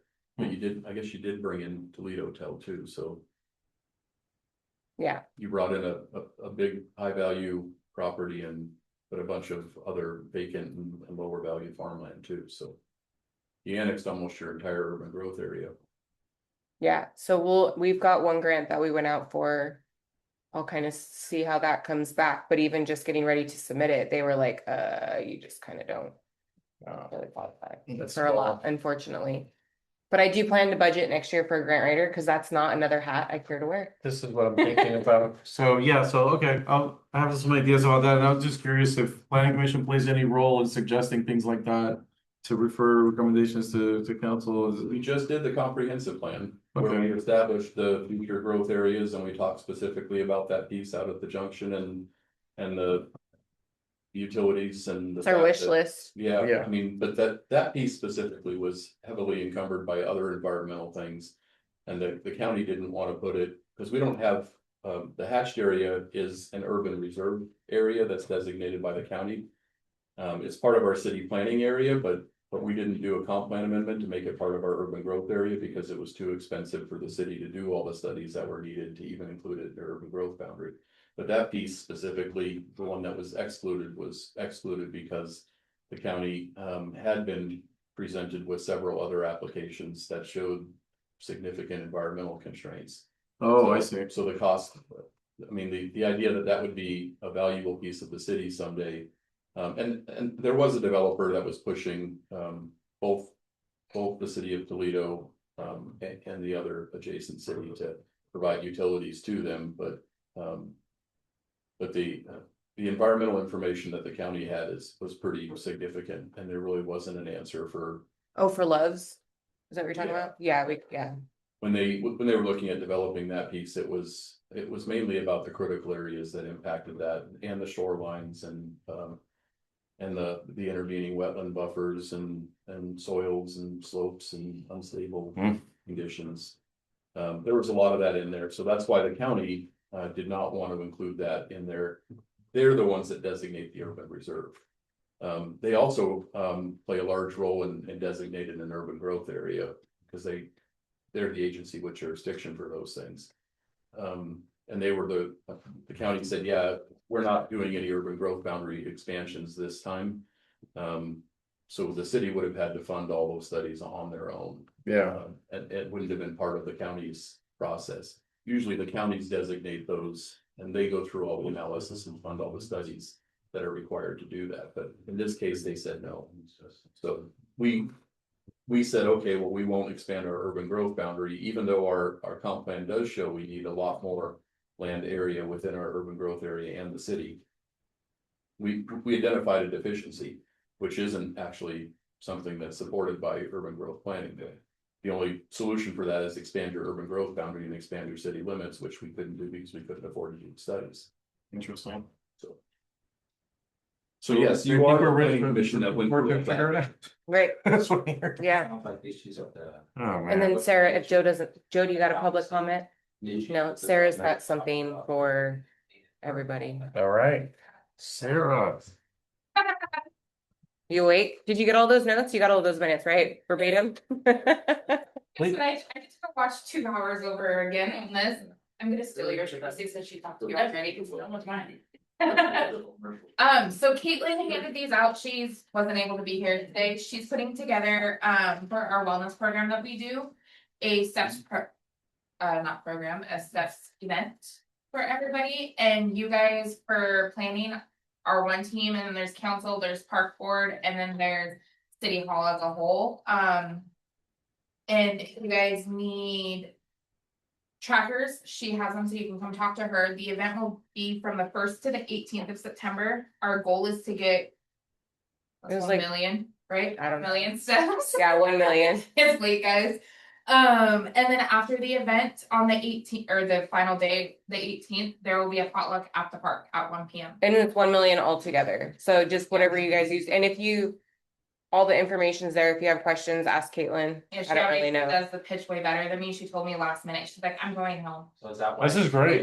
Is So that awesome. why they want 4,000 steps a day per person? Yeah. Yeah, that's average. Same city yeah. events or whatever. So, and then It's right like, before city- the Yeah. barbecue will Calendar-related? all Yeah. come to do a lap around the park. On the website? Yeah. No, you would just have to All talk to all Caitlin. Just to get 1 million steps in and then take a lap around the park? Yes. Yep. I did that. It's a cool down. It's your cool down lap. Hey, you guys got Tracy, and I know this man walks all over the town. Yeah, so because guys got you some work out. That would be my You work out. workout. Does my phone? Yes, it all That's works. what you use. Yeah, and on the back side, there's a steps tracker too. There's another page connected to it. All right, I can just use my watch. and thank you, Caitlin. That's great. All right, can I get a motion to adjourn? Please. You got it. Okay, all in favor? Second. Second, who seconds the motion? Tracy. Tracy, all in favor? All right. All right. Okay. One day I'll get a hand on this thing. Cause we had a break.